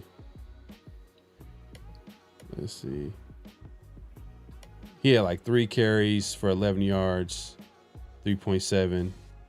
Was it Sincere? Zamir had 10 carries for 40 yards. Oh damn! I'm just playing. He had 2 carries for 1 yard. I'm gonna say, yeah, I remember one time he got like a yard, another time he got stuffed. I want to say on the short yardage play. I don't know, man. I'm kind of done with the Zamir White experiment or experience. So I don't know, whatever you want to call it. Like, yeah, I'm done with it, bro. I'm done with it. I like it. RB2 incoming. That's ugly. If that was the case, then they should have drafted a running back. They should have drafted another running back in the later round instead of like. I felt they should have. They chose not to. Would you have picked up old boy from? Oh man, he actually played against the Raiders. The Seahawks. He played on the Seahawks. They picked him up in the 7th round. It's crazy. Lonnie. Nah, it's like physical Martinez. Yeah, Martinez. I like Martinez. Damian Martinez. I like Martinez. Big physical back. I'm like, Gentry's not that big. I'm not sure if like they want to put him in like short yardage situation. That would have been nice. Or the guy that went to the Chiefs. I was hella mad when the Chiefs picked him up. He was like a former wide receiver turned into a running back. Rashard Smith. SMU. Rashard Smith, SMU, yeah. I hope he's a bust. I hope he's ass. I just hope he's ass. He played for the Chiefs. That's a nice little pickup for them. You know what I mean? But that's like kind of like, you know, they might not have needed now. Because maybe if Dylan Lobby can show out, maybe Dylan Lobby could have that role. Like, you know, the guy that can be that third down back role. Yeah. But We'll see, man. But Severe, man, let the people know where they can find you, what to look forward to, all that good stuff. You guys know what it is, man. The Severe Raider here on YouTube, IG, Snapchat, TikTok, X, Twitch, Kick, everywhere, man. The Severe Raider. Holla at your boy. Here every Tuesday night at the world famous 50-50 show. Also Thursday nights with Around the Shield. Also rocking on my guys on Tuesdays in the Raider War Room, Chris from Protect the Shield and 805 Raider. Also on Sundays. So that's, we do a little bit of film stuff there. But yeah, holla at your boy, man. If you haven't done so already, make sure you like the video. Make sure you subscribe, hit those notification bells. And if you're on my channel, make sure you head over to Pharaoh's and do the same. Show that same love to him as you show to me. And stay tuned for the next one, man. Coming at you guys with that real raw and uncut. It's not always positive, man, but we got to keep it real, man. You're never going to hear, hey, coach, hey, guilty as charged. But man, you might not always like everything you hear, man, but you always going to hear my honest opinion, man. I'm always going to give it to you straight. And you never have to worry about me trying to say something because I think you'll like it. And I just keep it real, man. Hey, you don't always, but I'm one of those people that if I'm wrong, I'm willing to admit when I'm wrong. So, that's how it is. Yes, sir. Yeah, man. We'll be back at it later this week, man. Around the Shield this Thursday. Make sure to tune in. Hopefully we have a guest this week.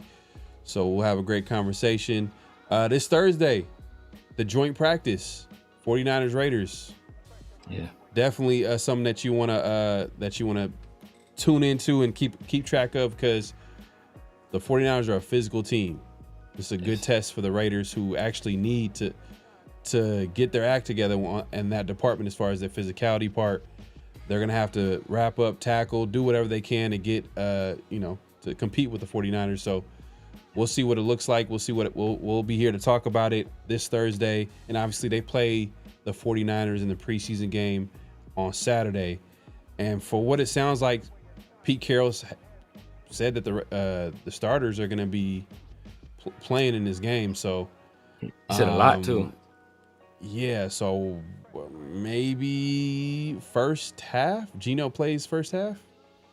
I mean, if it's first half of this, right? I was thinking like maybe entire first quarter, and maybe another series into the second.